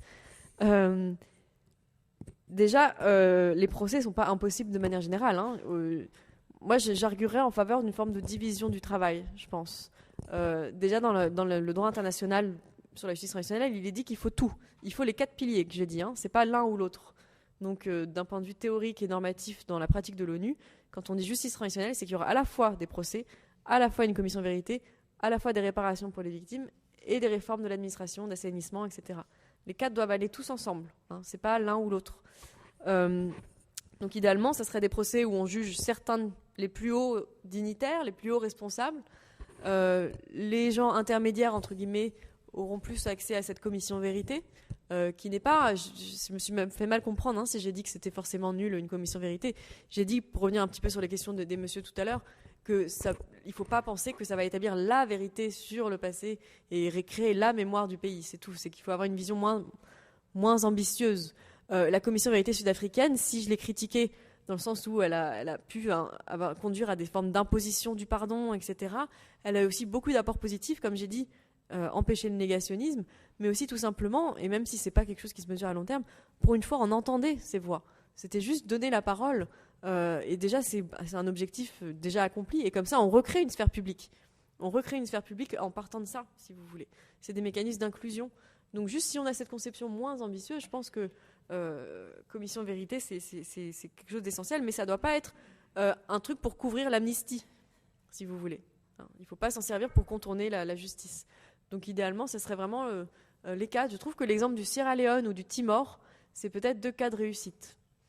Ou 2 cas où en tout cas il y a eu de tout et ça a plutôt globalement bien fonctionné. Alors vous allez me dire, ouais, dans les 2 pays, c'était quand même l'ONU qui était largement impliquée. C'est vrai. Mais il y a une grande implication nationale déjà dans les 2.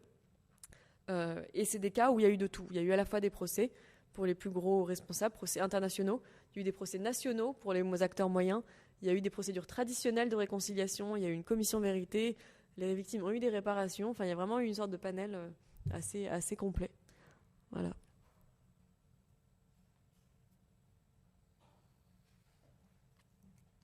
Je crois qu'on arrive au terme de cette conférence absolument passionnante. Et passionnante non pas simplement pour faire plaisir à Cora Andrieux, mais aussi passionnante parce que cela l'a été, et que c'était une vérité réelle. Et des très bonnes questions qui m'ont... Donc, très bonnes questions. Je vous rappelle que notre prochaine rencontre va s'inscrire dans le fil de beaucoup de réflexions que nous avons eues ce soir, puisque lundi soir, nous aurons une projection du film Hannah Arendt, réalisé par Margaret von Trotta, et que le cœur de ce film, eh bien, c'est le procès à Eichmann et le récit qu'en fait Hannah Arendt, et la critique aussi qu'en fait Hannah Arendt, et le combat qu'elle livre à propos de ce procès. Je vous donne donc rendez-vous au cinéma Le Lycée lundi prochain à 18h30. Et d'ici là, je vous souhaite de bonnes révisions pour ceux qui suivent la préparation intensive à l'examen d'entrée à l'école d'avocat. Merci encore, Cora. Merci à vous. Si vous voulez, le livre est là. Merci.